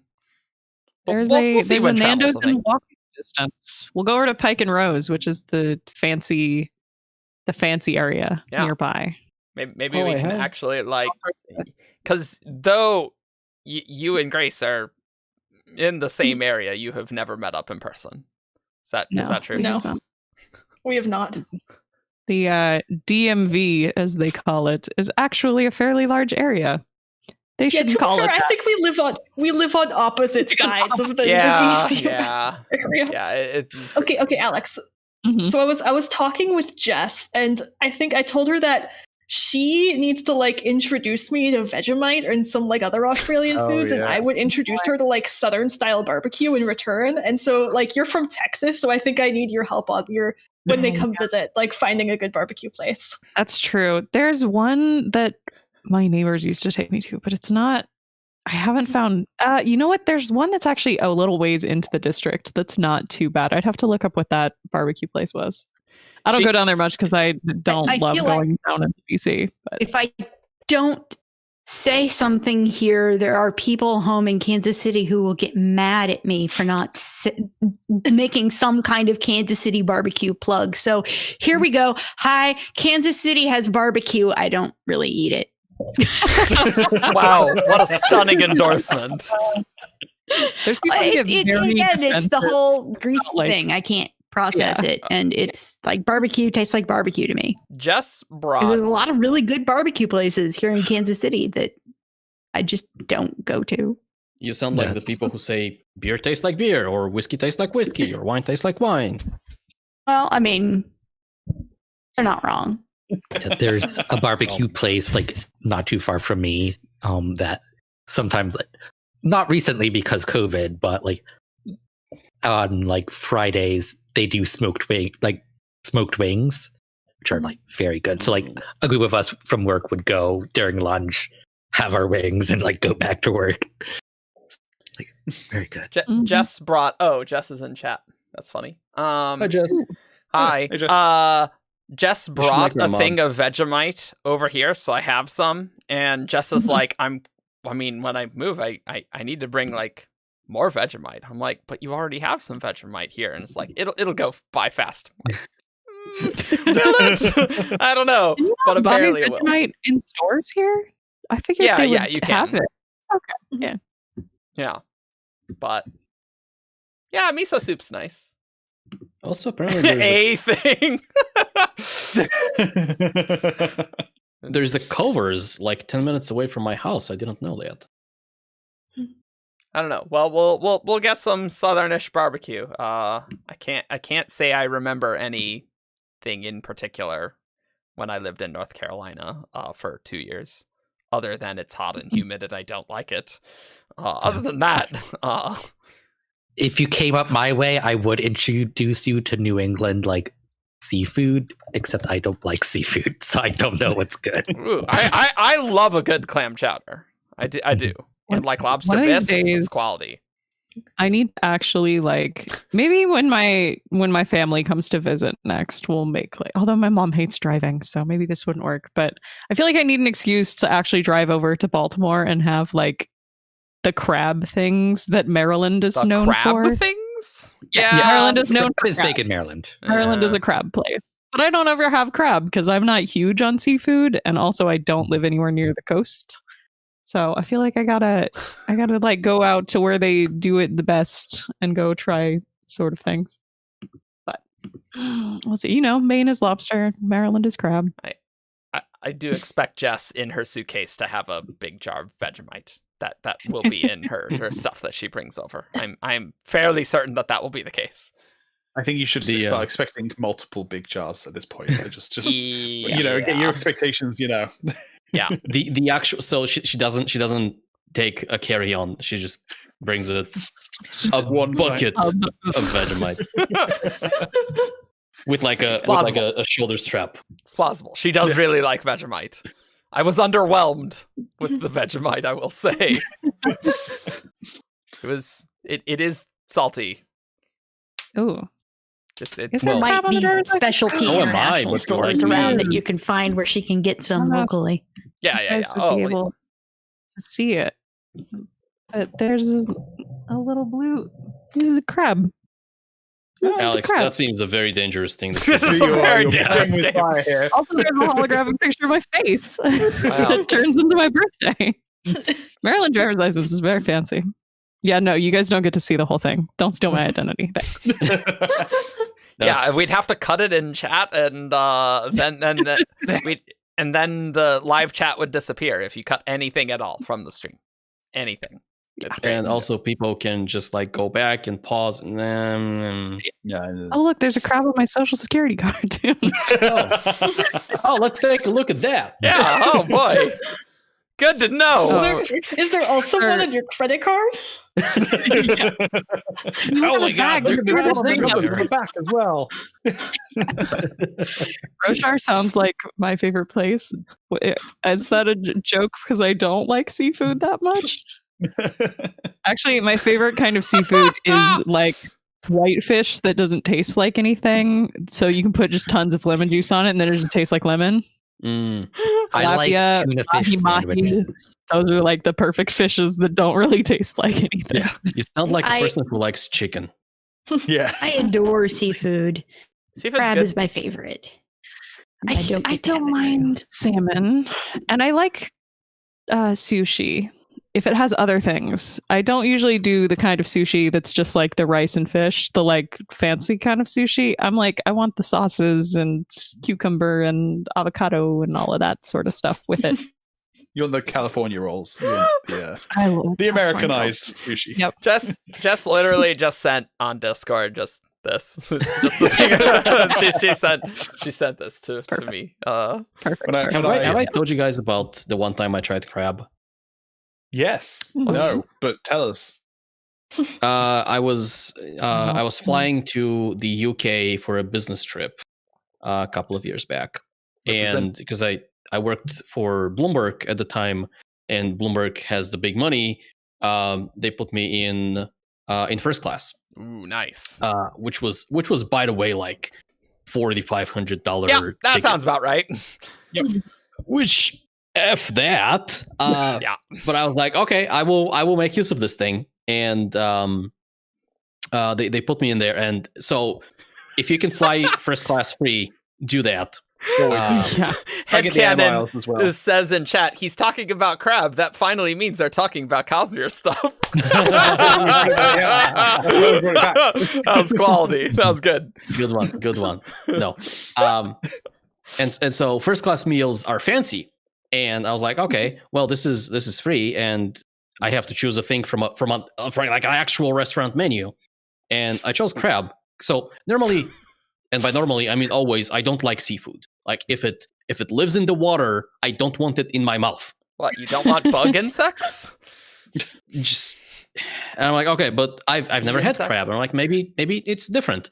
And so I got some crab, and I took a bite, and then it was literally a 4 or 5 minute struggle of me not trying not to throw up all around myself. What? So why did you first crab? If you knew you didn't like seafood and you were trapped on a plane, seemed like the worst combination ever. Well, it really does. But, I haven't had Don't order things on planes if you're not absolutely sure you like them, because at altitude they're going to taste worse than they normally do anyway. Okay, well, I didn't know that. But I've never had the sea things with the shells. I've only had the sea things without the shells. And so I thought maybe the fact that they have a shell is going to taste. It didn't taste different. It still tasted like something I want to just expel violently from my body. I mean, I figure definitely crab tastes very different from fish. Yeah. I think both of them makes me want to throw up. Actually, eating crab like on its own is not necessarily just the point of eating crab, but to dip it in drawn butter, and then it's almost just like a vessel. I don't want butter. Oh, okay. I don't want the butter. I just want the crab. That's why I like escargot, because escargot doesn't taste like anything. It just tastes like garlic butter. Mm-hmm. It turns out when you put garlic butter on something, everything tastes great. It's really good, guys. If you ever have a chance to try escargot, it's actually quite yummy. It's very, very good. The consistency was weird the one time I tried it. It was like I couldn't figure out whether or not I was supposed to chew it or just like swallow it without chewing it. It's slimy and chewy at the same time. Yeah. You can probably do either. But I mean, it's snails. kind of a weird. Thank you for reinforcing my decision to never eat escargot. Ooh, Asmo, I like Shake Shack. Shake Shack's good.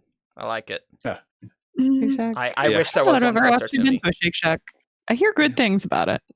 But also, somebody earlier was talking about crawfish, and I feel like crawfish are probably the closest thing that we have on Earth to like kremlings. Oh yeah, definitely. I have been to a crawfish boil, which is more of like a Cajun thing. Wait, a crawfish boil?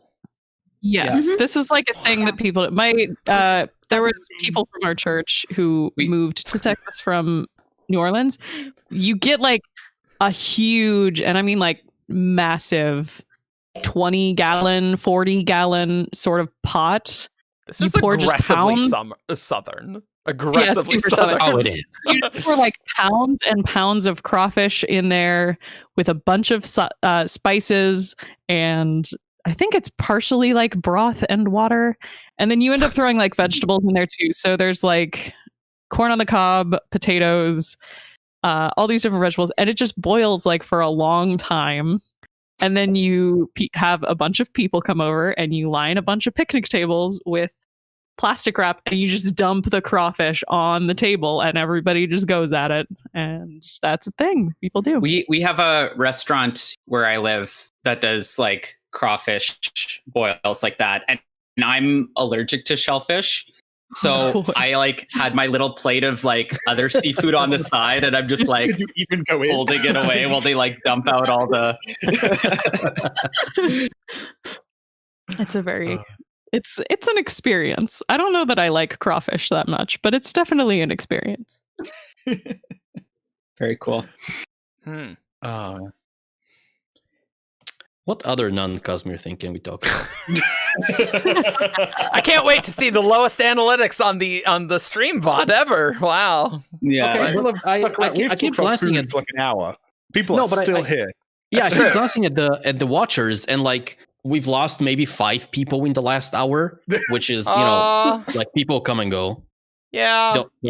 It's not so bad. That's true.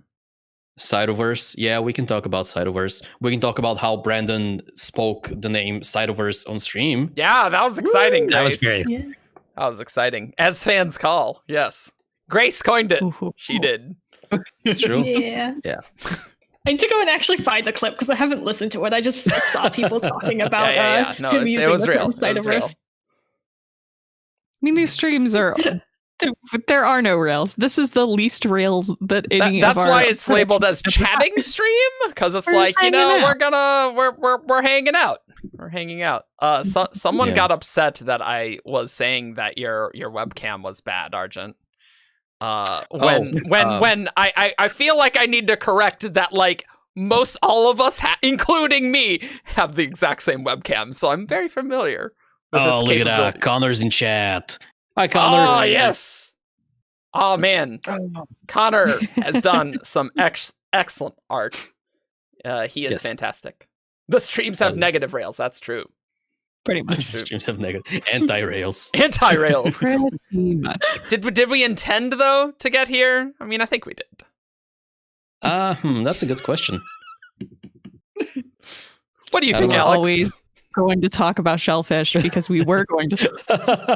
That's right. That's right. It's their C920 destiny is- to become crab creatures on Roshar. Yeah, I think we have the C920s, right, Eric? Yeah, the C920s. Or like Yep, that's 910s. right. Yep, I have bought like 5 of them for the cast, including Jess. Yeah. And I think I was Conversation has been now- carcinized. I have decided that the Logitech software sucks and that I am no longer buying that webcam for people. So I mean, I think I was actually the first one to have this one. well, yeah, And aside from then- me. I've got. I know Gray and I got the got the Razer Kyo. Kyo. Yeah. Yeah, I was gonna say They're I've got very the Razer nice. Kyo and They're then- cool. Yeah, they have a light. got a light I one. think their quality's better and their software is Getting- not garbage like Logitech's. Because Getting holy dark crap! outside. So I need to actually have- turn. I have something the lights completely down. different than any of the rest of you because Oh, I'm really? mostly I got mine. Yeah, mine's in Avermedia. Oh god. I don't know. Mm. Oh, wow. Yeah. I ordered it specifically because it was one of the very few that I could find that has a shutter you can close on it. Lotus, I'm using the Logitech C920. The thing is like there's certain things in technology that I will tolerate with that I know how to work properly in that I'm using the not Windows 10 software. I'm using the old Logitech software Oh, that boy. definitely is old. And whenever I unplug and replug it back in, the white balance totally changes. And then I turn into blue. So like there are things that like I can deal with that are fine for me, but like that I don't want to inflict onto other humans because it's just like too weird. Because like I have this and we can go like this. It's like we, or we can go like this. Oh, we, and see, Oh, the I white have all balance. this. I have all the sliders, and so that's fun. But like this is the old software. It's not on Macs. We discovered, really. So that was it's a lot of fun. It's yeah. Countdown until Eric gets a digital SLR. Yeah. That's what I have. I have that. The slight problem. That's the nice camera that I was going to switch to because Okay. my camera on Discord is slightly fuzzy. Not that maybe any of you quite notice, but I notice, and I'm grumpy about it. But it wasn't even this camera's issue. It's just some Discord software issue. Yeah, so I have the $500 DSLR, the Oh Sony A5100. That one sometimes has some frame rate issues, and so when I tried to do it on Discord, the frame rate was a little wobbly. So yeah, Jess is totally right. What if we get a $5,000 camera? That sounds good. Support us on Patreon, and you can help us buy expensive cameras that we don't need. Do not fund his habits. To be Your honest, Patreon though, money will go to good we uses. would probably want to give some nice cameras to a few people who wanted to do solo videos. That would be more important, honestly. Yeah. I will say, in And I terms of, didn't- you talked about the webcam having a shutter. I just like literally, so this one just sits on top of the thing with it sort of clips, but not very hard.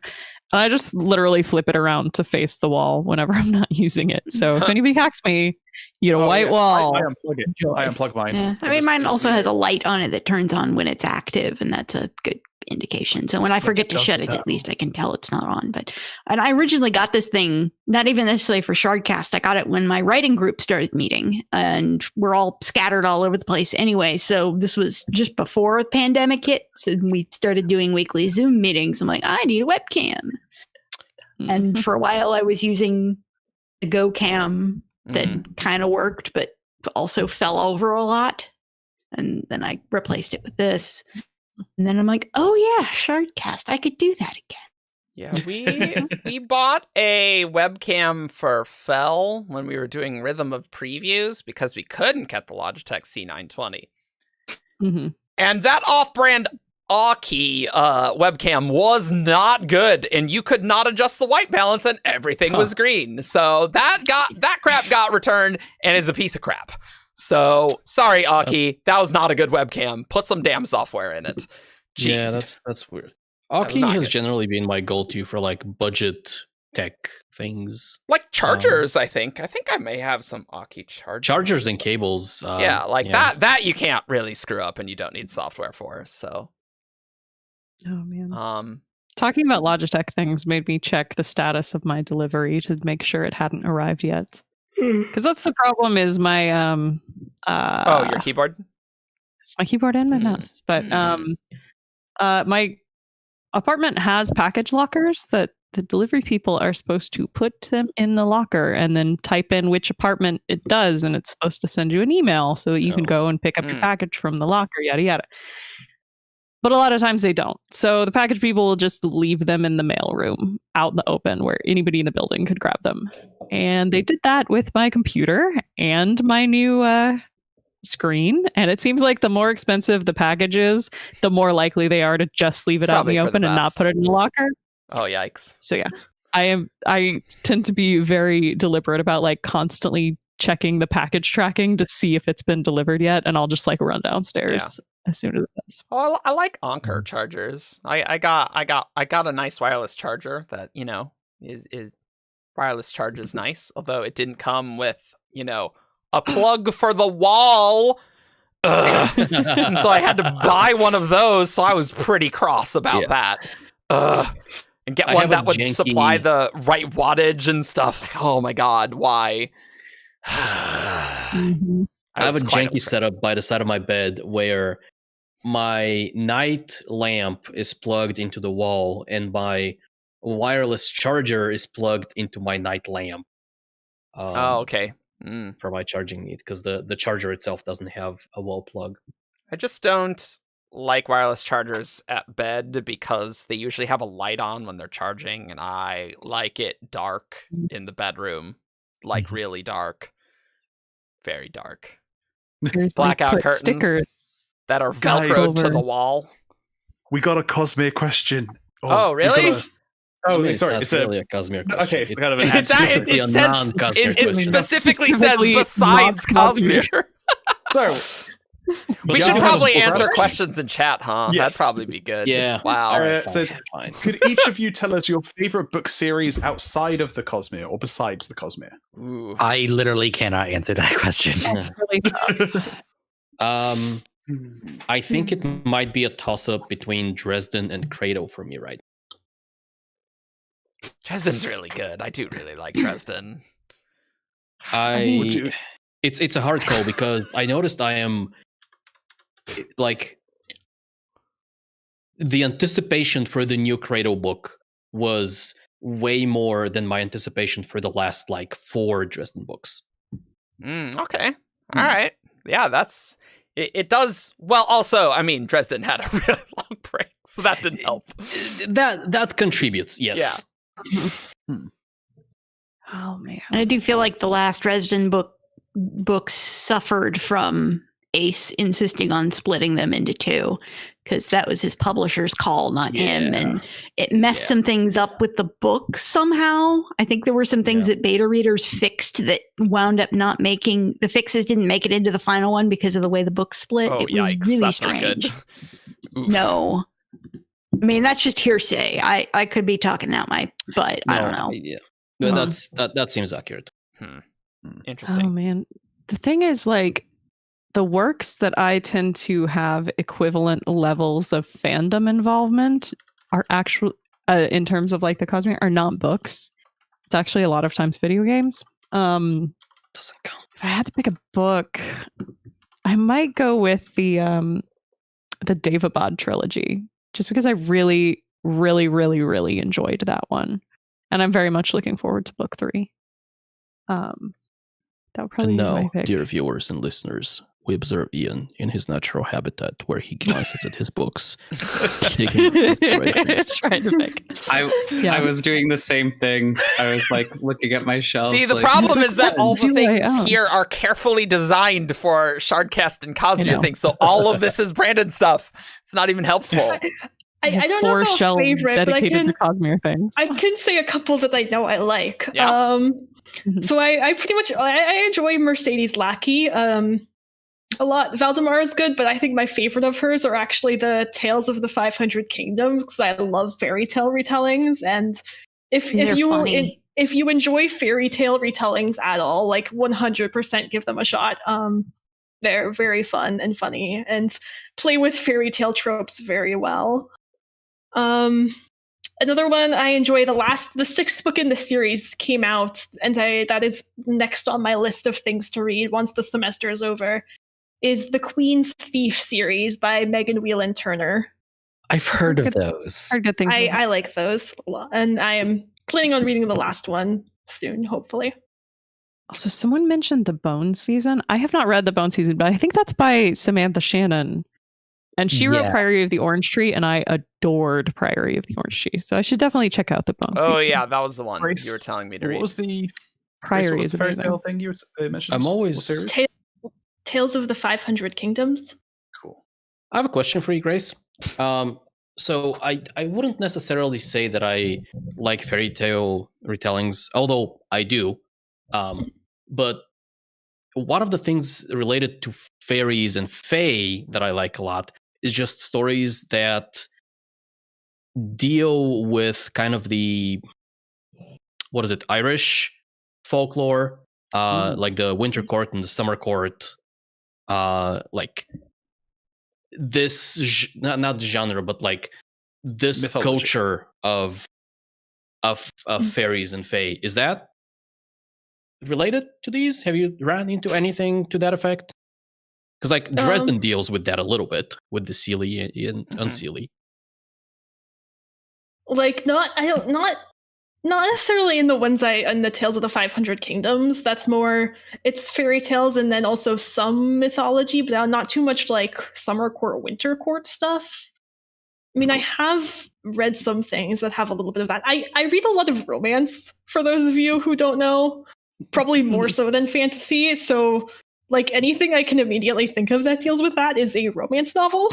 I was like, Arden, have you read I'm not sure A that Court of Thorns and Roses by Sarah J. Maas?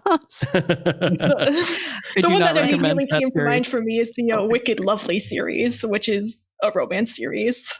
I think Jess might read those for the comedy of those. And I think I'll take the opportunity to plug an indie writer that I really like, Annette Marie. Her Guild Codex books are really good. There is some romance to them, but it's a subplot rather than the primary plot. So, you know, if you're super innocent, maybe not read them, but if that's within your tolerances, then absolutely. She is one of the cream of the crop when it comes to independent writers. She's very good. Mm-hmm. I would say for anyone who go ahead. Yeah. I'm going to say I don't really do favorites in general, but there are things I like. So, X-Mex mentioned Michael J. Sullivan, who I do read. It's actually like right behind my chair here. Those two books are him.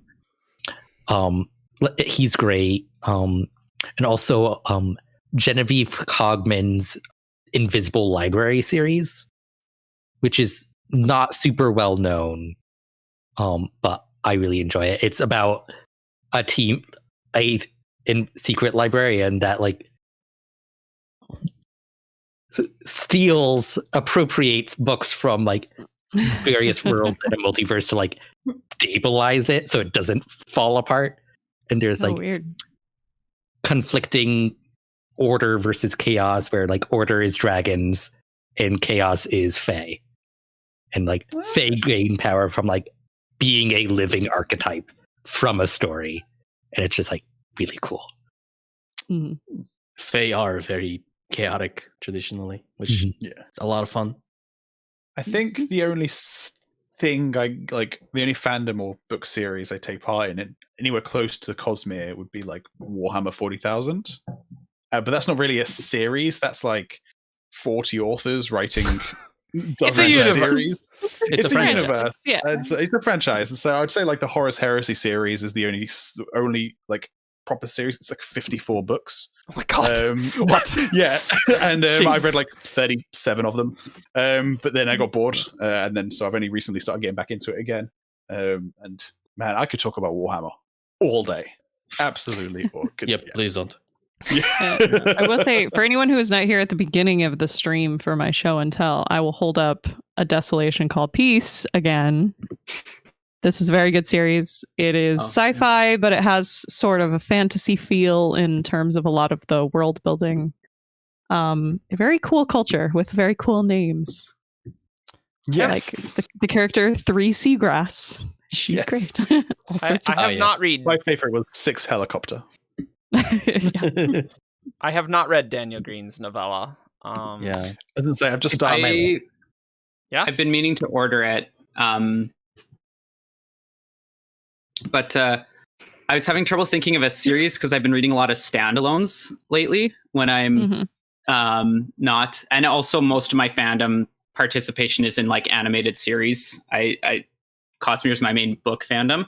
But these ones, Amberlow, Oh, maybe this wow, is that's a backwards, I cover. don't know. Gorgeous. Ooh, that is a By really Laura Elena Donnelly. So there's 3 books: Armistice and I dig those I covers. love those covers. Yeah, They're gorgeous. I'm immediately interested. Yeah. What's interesting is it's an alternate world, like typical fantasy. Probably similar, like kind of steampunky, like Alloy of Law era. But there's no magic. So it's just like alternate world political spy intrigue.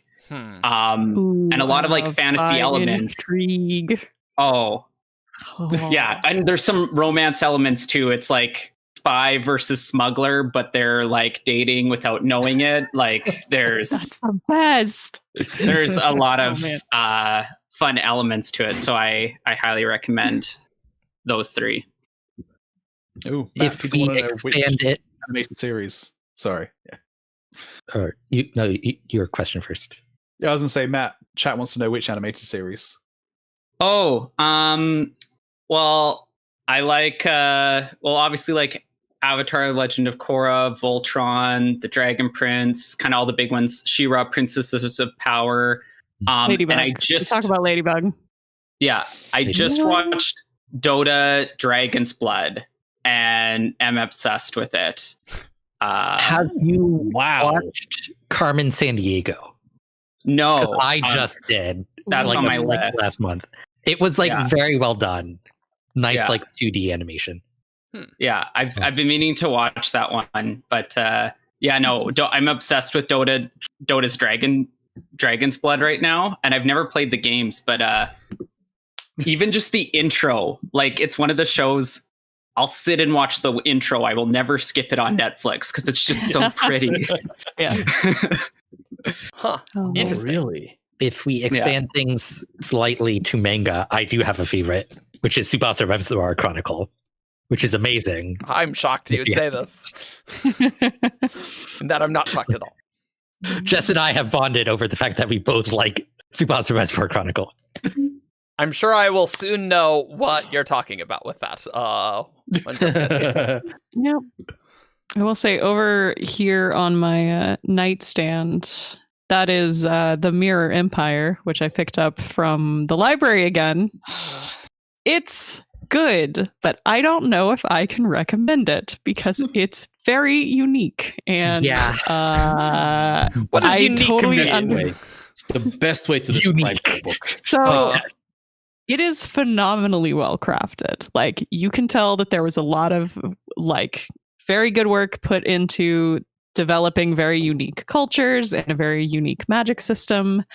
There's a lot of exploration of like gender and relationships across the various different cultures. Like you could tell that that was at the forefront of the author's mind, but it is also very dark.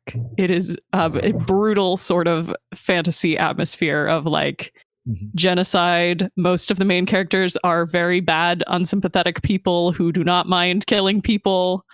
One of them is an assassin who's been told to just murder children until they find the one that they're not magically allowed to murder, and that's how you find the right person. And it's like, yikes! It's very dark, and so I feel like there's a lot of people who would hear like, "Oh, queer relationships and like gender stuff. That's so cool." But if you're looking for like an uplifting, fun fantasy story in that vein, this is not it. Yeah, I need to reread that because I've had the sequel on my to-read shelf for years, and it's just sitting there looking at me. Yeah, like I'm enjoying it. I care about what's going to happen next. Like I want to get back to it, but yeah, it's heavy. Yeah, I read the second one like years after the first one. because so after reading the first one, it felt like I wouldn't say I enjoyed it, but it felt like the kind of book that would be good for me to read, to like force myself to see some perspectives that I don't normally see. I'm like, okay, fine. Yeah. And then I read the second one years later, and like I didn't remember enough from the first book to really like give it a fair shot at appreciation. And also, it was fine, but it was also a lot of the same stuff in terms of the world and the characters. And so essentially all of the things that I didn't like about the first one were also things I didn't like in the second one, because they were the same things. And all of the things that I did like about the first one, which was like, because the world is a really interesting from a world building perspective, with like essentially parallel dimensions and things like that. Yeah. And the second one had that, but it was just not enough to like offset the stuff that I didn't like. And so I just haven't gotten to the third one. Yeah. Vivenna's Blade. I do know about Lore Olympus, and I do really enjoy Lore Olympus. It's like I like the Hades Aphrodite story, particularly the ones where he didn't just kidnap her and she was in on it. Persephone, and it's like it's one of the You best. mean Like, Persephone? yes, Not when Aphrodite. I say Aphrodite, no, I meant Persephone. I know, Like, wow, this is a myth I haven't heard about. No, it's Persephone. Gotcha. It's like it's a very well done. The art is beautiful, and it's also like fun and like whimsical and quirky, and like because some panels in the comic are almost like a comic book style of reactions with like exaggerated pitches, and like 10 out of 10 would recommend that to anyone. And it's a web on Webtoons. And so it's basically designed to be like read on your phone, and it's just like one big scroll. Is that the one you sent us? Yes, it is. Okay. Yes, it is. I read the first couple of chapters. I don't think it's quite my thing, but it was good. I liked it. So many content warnings for this book. If there is a dark topic that you are not okay with, maybe come ask me if it's in here so far, because spoiler, there's a lot. Is. It probably is. Yeah. Okay. The thing that got me like interested, I think it was actually Argent talking about this book, but you mentioned that there's a society that's like, just imagine the most unequal, most misogynistic fantasy society that you can think of, where women are either like trophy wives or sex slaves. And like, that's it. And it's gender flipped. Okay. The women are in charge, and they're the brutal generals who go out and slaughter people. And then there's the wayfish trophy husband at home. And it's very interesting, but also very, very kind of difficult to read at times, because it's really bad and super brutal. And I'm kind of interested in this, I've got to say. It's very interesting, and it's an interesting book. I don't know how enjoyable it is. It's not very fun, but I do definitely appreciate it. One of the main characters is literally a trophy husband, like, and we see that from his perspective, and he kind of thinks of himself as a trophy husband, like clearly. Are we talking about Mirror Empire? We're talking about the Mirror Empire. Someone in chat asked again what it was. I was like, did this get on to like talking about a Brother's Price or something, and I missed it, because that sounded like a Brother's Price to me. That's like one of the. I have Broken Heavens on my shelf, actually waiting. That's on my list. I must say these are good names of books as well. Yes. Excellent covers too. They're like this one, the table with the like flames in the background. So nice. Yeah. I like how we got through a grand total of one question. I was going to say that's very aesthetic. We're still not done on this question. We're not through it. That's not a Q&A stream, Eric. That's a chat stream. Also, a few people mentioned sufficiently advanced magic. Yep. Which is also on my shelf, right behind me, where you can't see it. And I do really like Andrew Rowe. I've read all except his newest book, which is sitting on my shelf, waiting to be read. Oh, I should have throw heard. Oh, go ahead. I've heard a lot of recommendations for sufficiently advanced magic, so it is on my to-read list. Should throw a shout out to the Locked Tomb trilogy, which only has 2 books so far, but the Locked Tomb is very good. The audio It's also for those it's very is so weird, good. but very funny and good. That is Gideon the Ninth and Harrow the Ninth. Yes. Oh, is that okay? Yeah, that is also on my list. Yep. Yes. Yep. I actually found the writing style to be it was more difficult to pick up than I thought it was going to be because there's a very unique way that it's a mix of like very high archaic language and like modern slang and swearing at times, and so it does take a little bit of getting used to the way those mix. The first chapter like 3 times because I knew I was like I really wanted to get into the book because I like really liked the concept of it.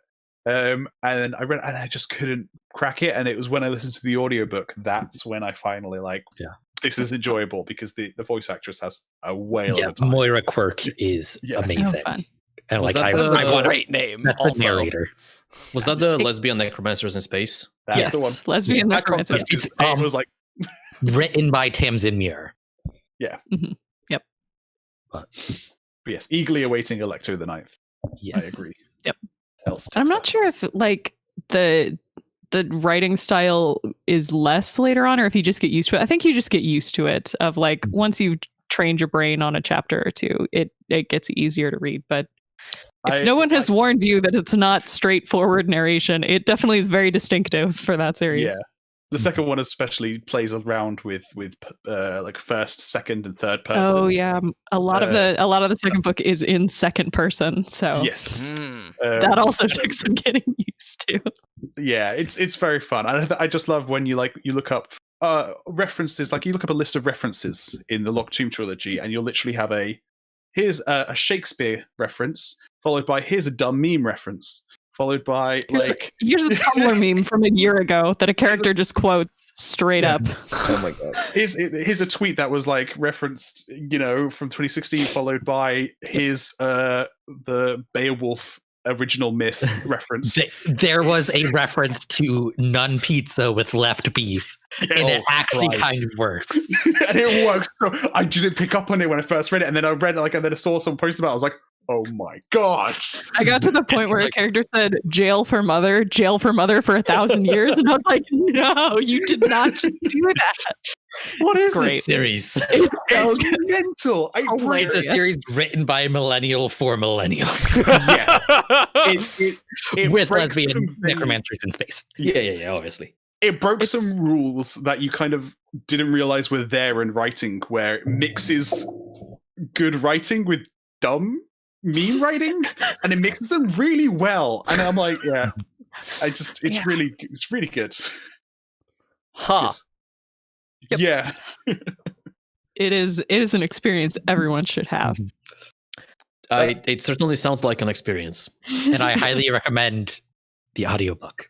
The audiobook is great. Good to know. Also, fun fact, if you Google lesbian necromancers in space, you do in fact get the correct suggestion. That's good. Yes.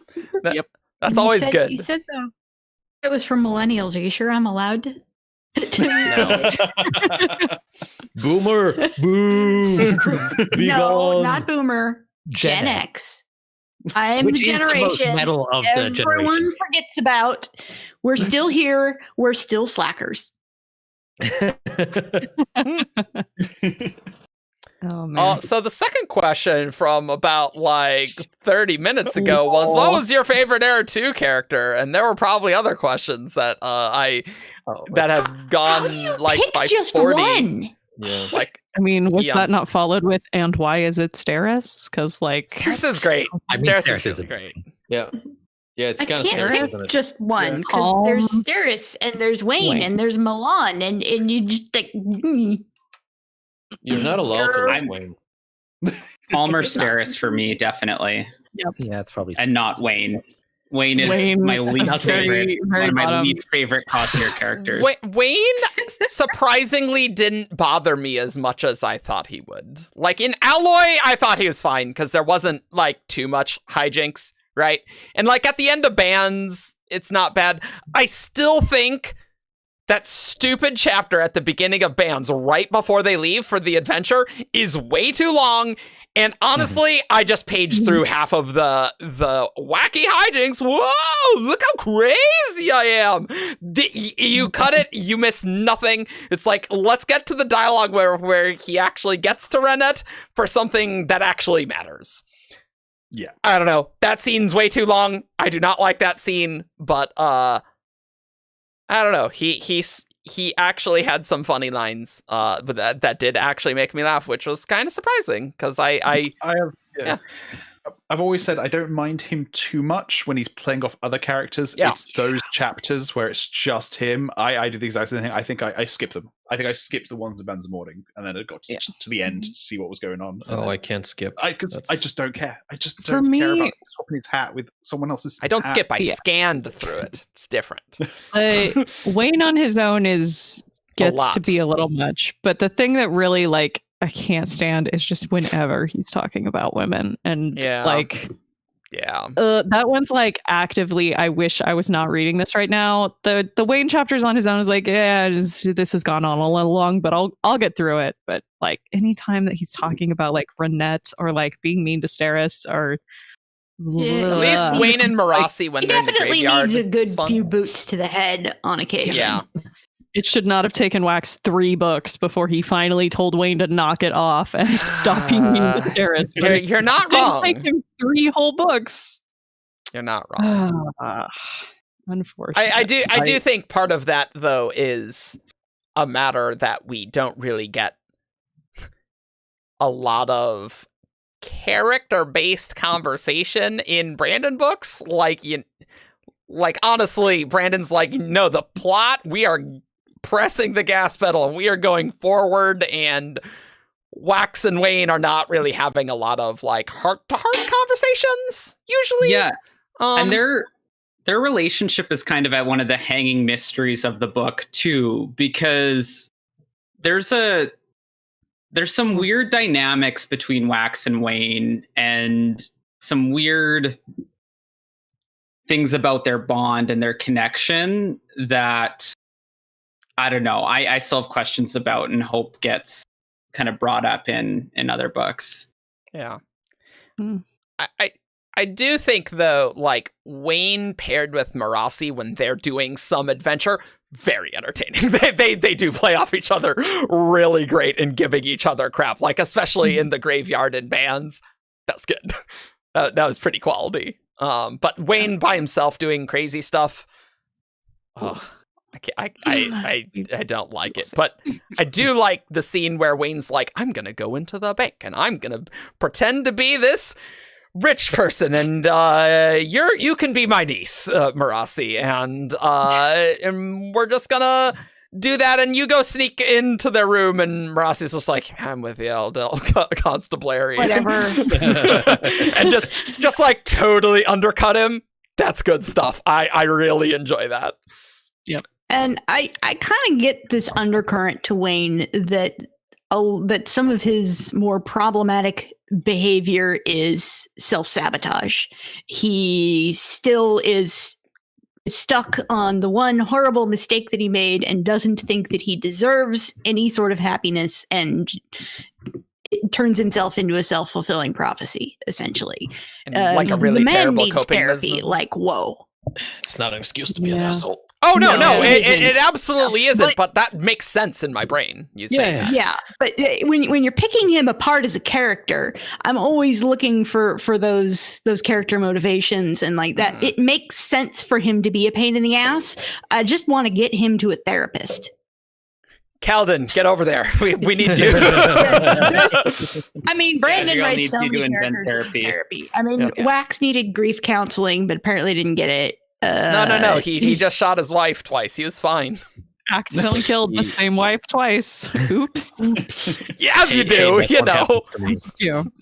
Yeah, I think Hi, Matt, you Jess, had I a really love you. good point about like Wax and Wayne's relationship being a little weird in places. Because, Yeah. like, on one hand, they're supposed to be best friends, but then on the other hand, like, the way Wayne acts around Steris is like the kid who's upset about the new lady that his dad is dating because he doesn't want mom to be replaced, and there's like this weird kind of like parent kid vibe that happens, which is not helped by Wayne being rather immature as well. Yeah, it's and picked up by Wax like when he was how old was he? He was quite young. He was like a kinda, like 18.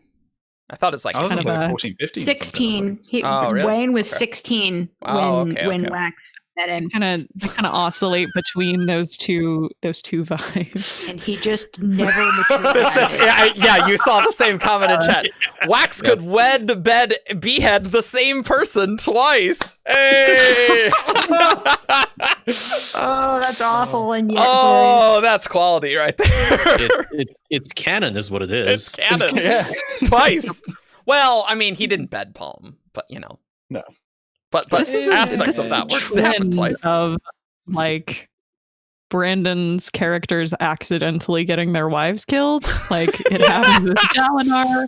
It happens with Kelsier. There's Let's be a worried friend about of mine Steris. who is just who has read a bunch of Brandon books and is just to the point of is it possible for him to write a book where he doesn't use the deceased wife trope somewhere? Because Kelsier had it, and Wax has it, and Dalinar has it. Yeah.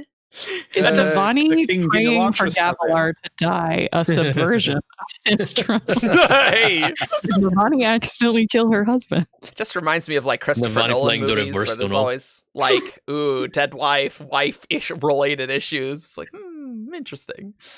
Man. Little worried about family. But like- Milan is great. Oh yeah, go ahead. I was gonna say, if I ever try to I really love the Deer Hunter. They're like one of my favorite groups, and they have concept albums, but their story is not great about women. Like there's fridging, and most of the women are not real characters. And I'm just like, I love these albums so much, and I think the story behind them is mostly great, but I really do gotta ooh, that is unfortunate when I try to recommend to people. Same vibes. Gavilar prologue length predictions. Oh man, that's a good question right there. Ooh, There's a lot to do. Thick. Wheel of Time levels. No, not quite that much. No, let's not get crazy. Where do you think what do you think it will all cover? Because I don't think the Gavilar prologue will cover all of the other prologues. Has I think to cover it will cover Teravain, some of them. right? Because we've never seen that conversation. Yeah, because he doesn't usually retread the exact same thing. Yeah. So it'll probably have some scene breaks. Yeah. Well, and for example, I doubt it will cover the Seth fight. Like I could see it ending right before the Seth fight, and then because we don't need to see the same action sequence from another perspective. I kind of think death, and the chapter just keeps going after we think he's supposed to. Gavilar secret history. I think we need Gavilar's thought process in those final moments when he's like, "Tell my brother to find the most important words a man can say." Because from what we've seen of Gavilar, from Navani's perspective, it does not seem like. He does not seem like he thought Dalinar would be a perfect bondsmith. That does not seem like something Gavilar would have. Well, but Gavilar also had, I think, a twisted understanding of the bondsmith ideals. His interpretation of unite them was very much unite them by the sword, right? And so in that context, I think he would have seen his little brother as a perfectly good candidate to continue this conquest. He's not wrong. Yeah. What if the most important words are just F Kelsier? That's what he was thinking. I mean, that's already in the Way of Kings prologue, essentially. Yeah. I was gonna say we'll probably see the scene where he talks to Sadeas about taking his armor and doing all of that little switcheroo. I was or his thinking clothes. the scene where we know, doesn't he walk up to Yasna with Amaram? What happened before that? Whatever the armor conversation was ahead of that. Oh yikes! That's gonna be so yikes. Oh no. One interesting scene that I want to see is him getting it welcoming the ardent Rushur Chris. Oh yeah, who- the who Artifabrian. presumably had the box. Yeah, Artifabrian. Oh, the who presumably box! had the box Oh with my all God. the gems, right? Oh yeah, the box. All the spheres and the anti-light and all of that stuff. Yeah, So. that's the only thing I really care about. How does Well, he have yeah. anti-light? But that that box. yeah. Well, I also care to see him die again. Yeah. I do want to see that variant. And I also want to see the Teravangian conversation, because I do think that's important. Especially now. Yeah. All things considered. Maybe a bit more of his interaction with the heralds. Just Yep. kind of get a context of like Oh, so more what now. they were talking about, and I'm almost expecting a lot of jumping around. Like we get like a meeting with the heralds, a meeting with Taravangi, and a meeting like some of them quite short, and then jumping around a bit. The title's What just if the to have a busy prologue. what if the Gavilar prologue is actually the interlude through line, and we just keep getting oh my god. I was That's actually kind of hilarious. thinking the title of Oh man, sorry. Go ahead. Oh no. Oh, Matt. Okay. Ooh, you were laggy. Did we lose you? Oh no. Rip. am I better? There you Am I go. better now? Yeah, maybe. I mean, you have like a 4-second lag, but yeah. Just say what Yeah. you're gonna say, Matt. We'll Okay, wait. I was thinking the prologue should be to die, because Yeah, he that is good. dies at the end. If it's not to die, it's going to be like to live forever, and it's going to be like, God damn it, Gavilar, or something To like that. sleep Yeah, for chance to dream. Yeah. That's to ascend. Oh, to ascend. That would be a troll title for the prologue. Wow. God, no. Yeah, open the first page. No. I was thinking, what if it's something like to fail? Ooh, I like that'd that be as pretty well. good. That'd be pretty But good. I do like the synergy of like to kill being the first, to die being the last one. Yeah. So Oh, to all of the fall. prologues have had names that are kind of consistent with the character whose POV we are getting, right? Mhm. Zeth is to kill, Yasna is to question, Eshonai is something, I'm sure. I'm sure it existed, but I don't remember. And Navani was to doubt. I don't Oh remember. my God, been we all long. looking at Chat. it quickly. Chat, help us. Chat. We could just like look it up, but yeah. To some, yes, to something. To something is what I was thinking as well. Ishani's is to weep. To weep, to pretend was Navani. Oh, yeah. Yeah. Yeah, Poor Navani. so good. Okay, yeah, but I mean, like, they're still internally consistent for the character. So I think for something like to fail to work as a title, we would need to kind of leave Gavilar in a state where he is thinking himself as like having failed his mission, which is reasonable, right? He thought he was going to live forever, and that didn't happen. Hopefully. So maybe something like it could be like something to unite, to bond. I don't know. To Something that's like rule, his character. because he's the king. Yeah, to rule. Yeah, that's a good one. Pretty good one. Hmm. Ah, No, it's each one of his Well- interludes is going to have a different one. That's what it's going to be. see, we talk about Yeah. Cosmere sometimes. Yeah. I was going to say, we are coming up on 2.5 hours. Well, actually, we've gone past 2.5 hours. Shall we do some Who's That Cosmere character? I mean, We We probably should when maybe Eric wait comes till back. Eric to come Okay. back before we... I'll wait till Eric returns because he'll want Yes. us. No, we just start Who's That Cosmere character now without Eric. Like, I mean, there's intro stuff and like. Well, Thank you, Else Texter, for letting me know I was on mute since I got back, even though I've been talking. Oh no! have you been talking? Yeah. I'm like, why didn't anybody mention, confirm when I said Shania was too weep? Because nobody heard me. Alas. Or like any of my snide comments about Gavilar. All gone. Lost to the ether. That happened to me at a work meeting once. I was saying very insightful and clever and funny things, and it was like, no. Do you know? I'm just going to switch over to who's that Cosmere character, and we can wait for Eric to return.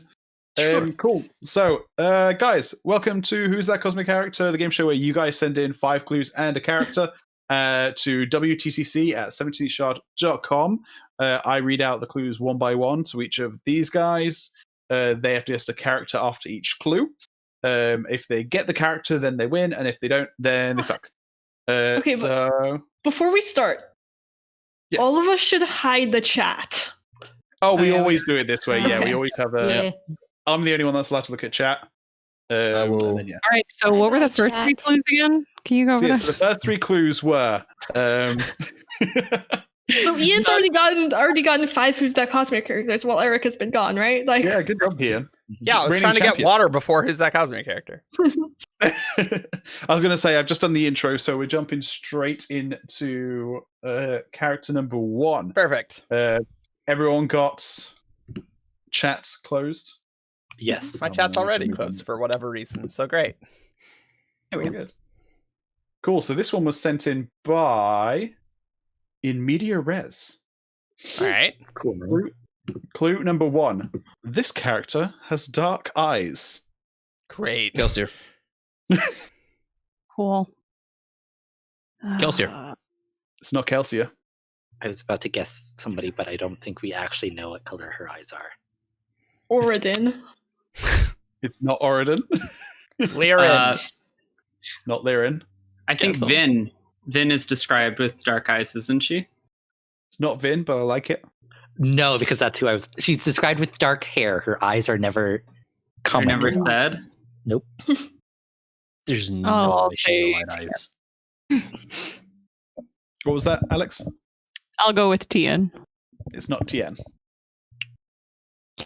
Well, nobody guessed Kaladin, so let's It's not Kaladin. take that low-hanging fruit off the tree.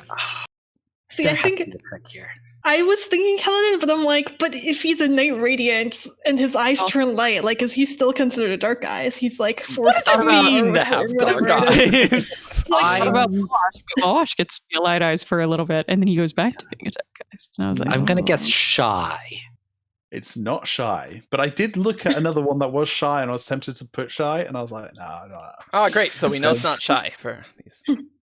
Well, yes, it's not Shy, yes. Well, also, Ian guessed it, so Ian just yeah. guessed Shy. yeah. Like the Um, next one probably isn't shy, rather. Cool. Clue number 2. This character has a Spren bond. Okay. That's actually a helpful clue. Is it Ivory?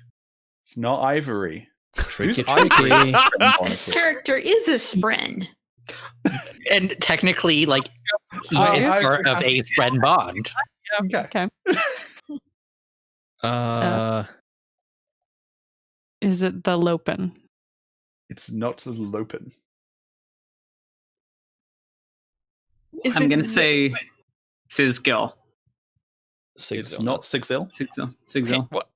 Is it Veil? And it's not Vale. Is it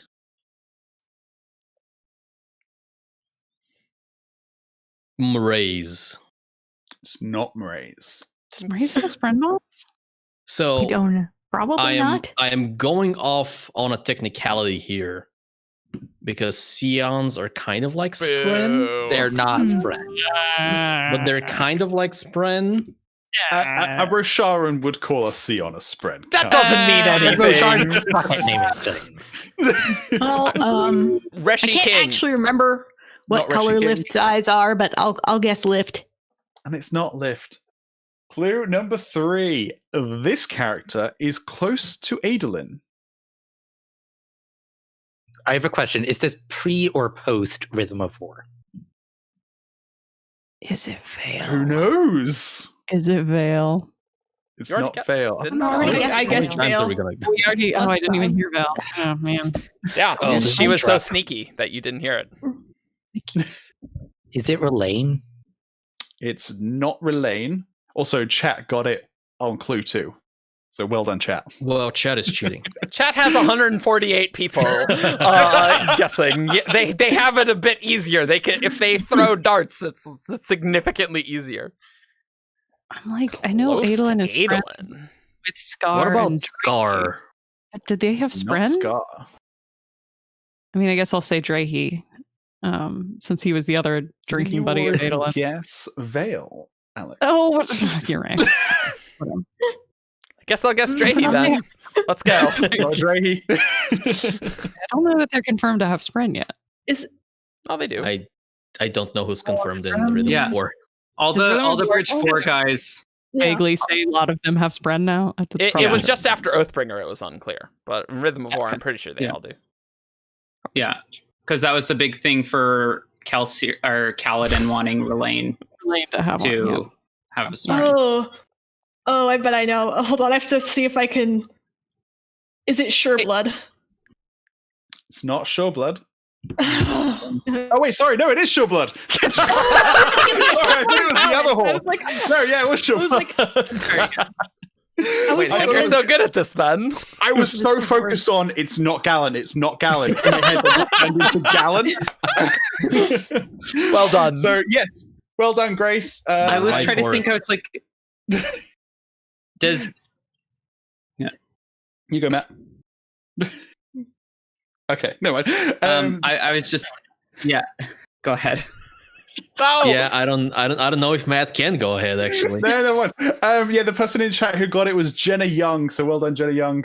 You're the first person who gets. Wait, is Shoreblood. that the Jenna? Gemma Young or Gemma I don't think Young? it's Jenna M. Young.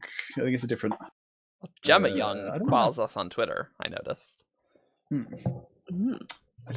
yeah, I was like in my head going like, which one is it? Which one is it? And then Sureblood was the name that came to me first, yeah, and I yeah. was like, That is the one it's a that toss died. up, 50-50. Yeah, it's Yeah. always a 50-50. It's a Clue lot number easier to 4 keep was- them straight now that Sureblood's dead. I must say. He's been dead for a while.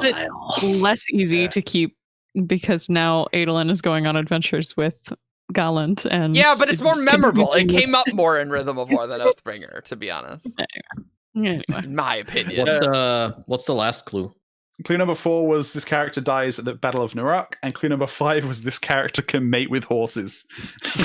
Oh no! Bad clue. I Which I thought don't was like hilarious. Because I mean, technically, No! Character. Moving on. cool. Yikes. If there is a mating adjacent topic that I don't want to talk about, this is not a topic that needs to be talked about. Yep. Yep. Cool. Clue character number 2. I'm not going to say you sent this one in until afterwards. Wow. Because it will be obvious, I'm assuming. Oh, is the name a spoiler? You'll find out. All right. Clue number 1. This character is bald. Is it XDs? I'm purely going off of. Wow, I was that's like, serious metagaming. I'm trying to metagame this. No one in chat knows how well Grace metagamed it, but yeah.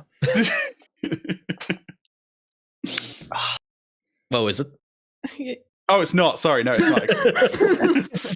Is it Galadon? It's not Galadon. I don't know that many bold Is it characters. Marsh? There's so many bald Marsh. characters. Oh, we can pick like any obligator. Ah, sweet. Oh, sure. Car. It's not Car. You know who else we could pick? Is it Rushu? All of the It's not Ardents. Rushu. All of the Ardents. Wow. All the I don't know Ardents. anything about religious orders shaving their hair off. I'm gonna Is go it- with Tavidian Tekiel, the Lord Praelon. It's not Tavidian Tekiel, the Lord Praelon. Vin's Is dad. it I almost said Vin's mom. Faithin? It is Fafin. Wow! Dang! Nice. Cool. Is that So- another religious order Yes. that shaves their head off? Yes. Three different religions. Yeah, that's the That's what Nalthian helped one. me get it. Because I was Shaves like thinking of them their all. head. Sorry, not Yeah. shaves their head off. That's a different thing. to be honest, that's also true in Scadro. And it's like, and we do have it confirmed that Inquisitors shave their heads. Yes. Hemalurgy does not make you bald. That is a legit wob that exists. So if you don't Hemalurgy. remember, Fafin is one of the 4 kids of King Idris, King Tedalin of Idris. I'll never let you Okay. live that down. So I hadn't I didn't know this, but according to the Coppermind, which is a trustworthy source and the only wiki you should ever trust, That's true. Fafin also has a curvy figure which attracted men around Bevelis, but her status as a monk kept suitors at bay because they will have to become monks if they wish to marry her. Is this Nalthus or is this Rashar? Oh my god. I feel like he's. I mean, I do just want to point out we have several religious orders that have shaved heads, so I feel like Brandon might just be reusing some archetypes. Maybe. No, we're gonna find out. We're gonna find out in Dragonsteel that there was a religious Dragonsteel order. That all of these are fake. Adenalcium was bald, and it all makes sense. Boom. I'm just saying, have you ever seen Rushu's Fafin and backstory. Rushu in the same scene? You haven't. You haven't. As you're going to show up and recognize Rushu as her sister. Someone should actually ask that. Oh my That would god, be I hate everything about this, but I Such also a love great I twist. love it. Be That's amazing. actually pretty great. Someone needs to Freedom- ask Brandon, is Rushu Fafin? I'm still rooting for Rushu to be a Chondra. Ooh, Think about that'd how be much good too. easier it is for a Chondra. No, that's What if They're she gonna- was the if they're gonna be an No, ardent, no. they don't have to worry about putting in all those individual hairs. Like, Guys, it's so much easier, man. Guys, what No. if no. the world having Chandra is Fafin and Rushu? Boom. Nailed it. Clues. Right. Clue number 2 was this character was a member of a religious order. Clue number 3 was this character was the member of a royal family. Clue number 4, this character was second in line to become a queen. And clue number 5 was this character was from Nalthis. And it was sent in by Grace's dad. Oh, Oh. completely wrong. The good old the Gator prof. Nice. I was just clicking through them randomly and I saw that and I was like, yeah, I'm using that. We should do one more. We should do one more. I I went. Yeah. got did through you that prep so that? fast. That's pro. Yeah. Pick a Alright, it's so Chandra. I'm sure he'll predictable. get that real quick. or Nalariel. One of those two. Oof. Yeah. Hey, but I got a non Scadriel. That's era true. 1 That's true. You did. question. I did. It's gonna be so hard with Era 3 because we'll have 3 like eras of Scadriel to choose from. It's just gonna be so You difficult. just say this character is from Scadriel, and it'll mean everybody in the cast, basically. It's like it'll be like Roshar at that point. Other than like Yeah. we'll get our brains will get stuck in one of the 3 eras and like. Mm-hmm. It'll be delightful. It will be delightful.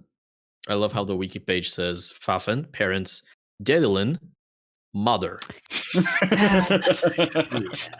You know- Brandon. Yeah, I actually think Marasi's mom doesn't have a Coppermind page, so I gotta make that.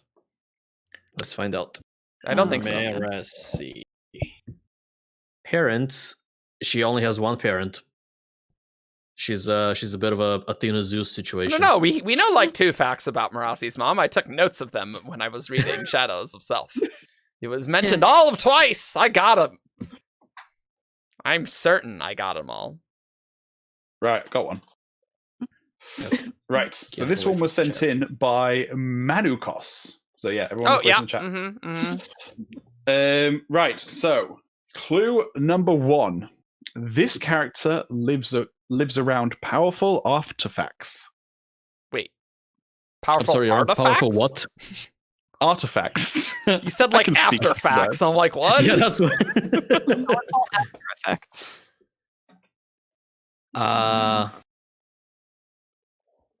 Arklow. It's not Arklow. uh, Oh wait, no. Artifact. That's not the right one that I wanted to guess at all. No. I was saying that. I'm like, Cheery what cheery. artifact yeah, it's not cheery cheery, but I like They it. check I like the it. vault regularly. Those are artifacts, right? yeah, I'm thinking about the Dawn Shard. Like, Also, yeah, cheery cheery's Mirror. owner is also a very, very powerful artifact. Yeah. uh, Oh, I'm gonna go with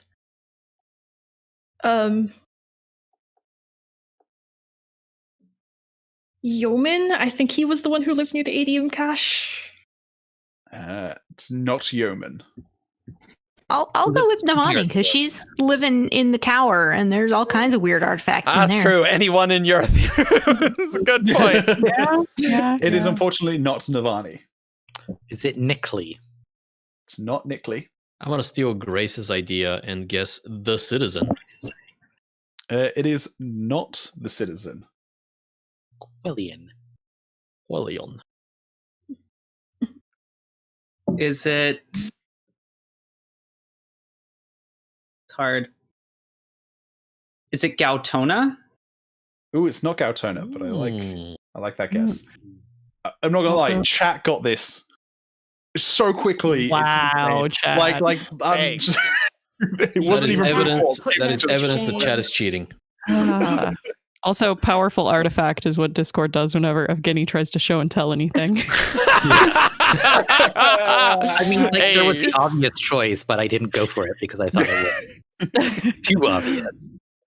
Clue number 2. This character has a named parent. Ooh, that is specific. Wow. You know what? Has a named parents? Just one? Well, Or at least one. Yeah. Yeah. English isn't I'm going to go precise. for at least one. I'm going to go with Kanpar because technically Rashek is all the Kondra's dads.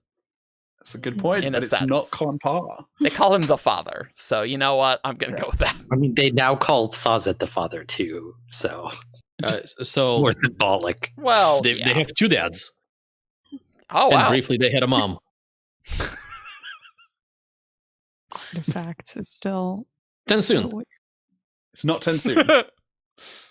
I feel like I'm it's just not a gonna steal other Kondra by people's this guesses. logic. I feel like it's not. I mean, I'll just take the Erytheru wild card and say Renarin. It's not I can't think of Renarin. anybody. Just go through the We'll go population. extra. We'll go extra wild card and try the sibling. It's not the sibling, but I like. If only Breeze had a named parent. Yeah. He has lots of artifacts. Is it the Night Watcher? It's not the Night Watcher. Like if her parent is cultivation, like we has a name Yeah, now. that's true. It does have a then name. Apparently Corbelly has will have access people think to it's artifacts. Thank you, Ian. Yeah. I'm sorry, Ian, I didn't catch. What's her name again? Corvelium of Ast, she who brings the dews at dawn. I thought so. Yeah. She brings the what? She who brings the dews at dawn. Thanks. I'll go with. I feel like this is such a toss-up. Like I'm trying to think of powerful artifacts that. Venley. I don't know. It's not Vendley. Lives Rayo near did. an artifact? Oh, Near a you've got lot it of here. artifacts, I think. I had not gone. Okay, it's not Raiden. Cool. Clue number 3. This character has an offspring. Oh, I was gonna I'm say using the words they put in the clues. You know? the sibling, but I don't think the sibling has offspring. I already so guessed the sibling. why can I not hear anybody else's guesses? Well, wow. so Goldfish because brain well, strikes also again. Discord will just like magically Oh, turn man. someone's volume down if multiple people are talking. That's just what Discord does. Yeah. What was the first clue again? This character lives around powerful artifacts. This character has a Wait. named parent. Plural or a artifact? Plural. Plural. Plural. Artifacts. Yeah. Artifacts. Okay. That's And important. this character has an offspring. Huh. Artifacts plural. How many people in I'm here? gonna do go we know? with. 3 generations worth of. I can't remember if this person's parent was named though. Was the problem? So I don't know if I want to guess that. Don't the honor spren have like a bunch of fabrials that they keep? But I can't think of any characters. See, but Not here's my thinking is my thinking is like any collection of shard blades is powerful artifacts. That is true. Yep. Mhm. Stormfather. It's not the Stormfather. Sorry, I was looking at chat. Sorry. Because we know Stormfather was kind of parent of but kind of where a does child the of leaf- honor, and is parent of Syl, and that was What is an I got nothing, artifact? What is an offspring? A child, typically. I will go with Isudon. Oh wait, no. Wait, she doesn't have a named parent. I was thinking because she's married to Elakar. She's a named father-in-law. Yeah. Darn it. Named father-in-law. Goodness. Wait, you haven't said either way, so could I retract that? Oh yeah. You retracted it before I responded it, so I considered that. Okay, in that case, I will go with Elakar. It is not Elakar. Goodness. Lives near powerful artifacts. What does that mean? I'm not sure if this works, but silence. It's not silence, but I like where your brain went with that. Oh man. Did I guess? I don't even remember. No, I one person's haven't guessing guessed the this round, but I'm Grayson. so Matt. blanking. I'm gonna go with Kenton because he's around the boombox. I don't think Kenton's Kenton secret love doesn't have child. kids, though. Oh, It is not right. Kenton. Whatever. I don't care. I don't know. Offspring. That's I mean, true. I don't think we know a parent for this one, but I'll just say Teravangian. Not Teravangian. Polonium has weird stuff in it, but whatever. It's fine. It was that or skipping, so. What is a powerful artifact? In the interest of moving things along, because I don't have a good guess, I will guess Captain Aiko. It's not Captain Aiko. That was the I one think- I was thinking of where I couldn't remember if we knew his father's not. name. It's not. No, I just realized that it's not. Yeah. Then it's just Ian, I think, to go. Yes. Or Eric, have you? I had a stupid guess of Kenton. Yes, sorry. Kenton's boombox. Yeah. They're replicating. Its offspring is all the electric lights on Is Dayside. the fan? Is the ceiling fan? Yes, of course. In the DM. Wait a second. Is it Naturo? It isn't Hero! Oh, yeah. Because the honor Yeah. blades. Yeah, that's good. Nice. That's Yep. good. Okay. That's good. Yeah, That's good. That's genuinely good. I like that. Yeah, Yeah. I really like that one. Clue number 4 was this character has never been seen on page, and clue number 5 is this character is from a place gifted to his ancestors. And the person in chat who got it, yes, it was you, Master Moradin. Well done, Nice. you. Good job, Maury. I was having fun with chat. Very nice. Nice. That's a good one. Seems very obvious in hindsight. Well, Yeah. They a always lot of do. things do. A lot of them do. when Ian had that, I was like, no, yeah, Ian's got it. I could tell. And I just had to like quickly like go through the names in my head. I'm like, I didn't want to guess Villano. Yeah. Like, I want the father, not the grandfather. Yep. Yeah. Yep. That will be very fun to see what's up with that, you know? I'm very Yeah. excited for Zeth's flashbacks. Yeah. I'm There's just going to be a excited for lot of stuff in Shinobar Man. Oh, God. I can't wait. And Lost Metal, like it is kind of crazy. On Brandon's last stream, he was like, "Oh yeah, I'm finishing like 3 series right in a row: Skyward, Yeah. Lost Metal, Stormlight 5." It's like, wow. And even though it's already done, we're getting Alcatraz like during that like Hey, there you series. go. We're gonna get like 4 series done like right in a row. Yeah. Because Yeah. we are getting, so Lost Metals next year. Skyward 4 is supposed to be next year. Yeah, Unless this unless Lost Metal delays it further. Yeah. Right? yeah. He doesn't want Lost Metal to be too long to delay Skyward 4 because he needs to start Stormlight 5. Yeah. January Yeah. 1st. And Yeah. so Stormlight 5 is gonna be the year after that, right? That's the current plan. So we have Lost Metal, Alcatraz 6, and Skyward 4 all in 2022, and then a chunker of Stormlight in 2023. It's not bad. Seems good. Can't wait. Can't wait for Zeth to go on a life-changing road trip with the guy who killed him, just for giggles. Well, Didn't. No. He didn't. No. He Not didn't kill changed. him. He no longer kills him. Just chopped out his hands off. He just takes away his ability to fly inside a storm. Close enough. That's in the really very much a Batman thing. It's like, oh, I Yeah. didn't kill them, but the explosion killed them. Like, oh, my okay. God, You know, begins. It's not Has the fall anyone- that kills you. Is Stormlight 5 gonna do like the Zuko thing for Zeth, where we just get a series of like life-changing road trips to integrate him into the team? Oh my god, at one point he gets separated from Kaladin and meets up with like Shallan, who's looking for Bide and Mishram, and they go on an adventure together. No. I think they will be going to Shinovar. Lasting Integrity's like kind of on that side of the world. Yeah. Ishar just went over into the cognitive realm there. Yep. Kaladin can fly. They can get there fast. Yeah. And Zeth can fly. They both can fly. Maybe Zeth will learn division. Maybe we'll learn what that does. Maybe. That's funny. Maybe we'll learn something about soul casting and how soul casting works. That'd be nice. Yeah, I liked it when you said that funny thing. That was good. We're gonna get something like he touches a rock and then he can feel the rhythm of division within it, and then it's just gonna move on. We're never gonna hear anything about it again. That would be so troll. But like, I want to see what Nail's relationship is like, because we got one Skybreaker thing in the entire book. So I want so much more of the Skybreakers. We have to get more Skybreaker stuff. Gotta have more Skybreakers. In the Zeth book, we gotta. Nail's gotta go train him again, because that's like definitely a plot line that Brandon is clearly saving for another time. I really, really, really hope that I think it's a third oath, changes to be about cleansing the Skybreakers rather than cleansing Shinovar. Fourth. Okay. Yeah. Whichever one the class does. Yeah. Third is Dalinar's gonna be my BFF.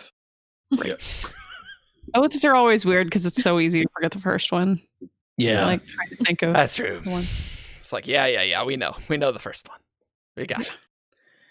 All right, guys. So I will say, nope. Drugging the baby worked so well. She has been napping the whole time. You heard it here. Drug your cats. Alex says so.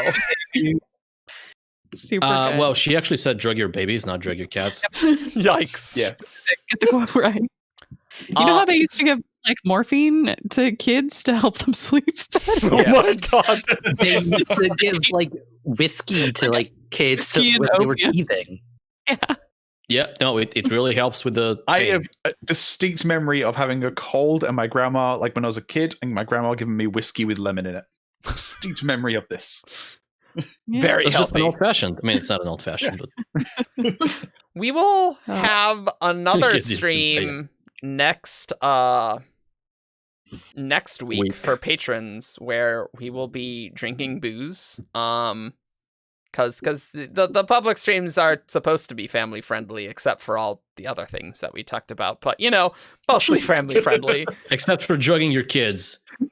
But I mean, what is OnlyFans, more etc., etc. Definitely was not the only offender here. Look, no. What is more friendly to a family than a kid? And it is Yikes. patrons only. So Yeah. It'll be we'll post it on Patreon. I don't know how we're gonna do that. Maybe just put the Just link. the stream. I guess. Yeah. I don't know. Yeah, but probably like a private stream and We'll figure it out. I don't know. post it. Anyway, Fun. we will see you all next time. Bye. Bye. Caw.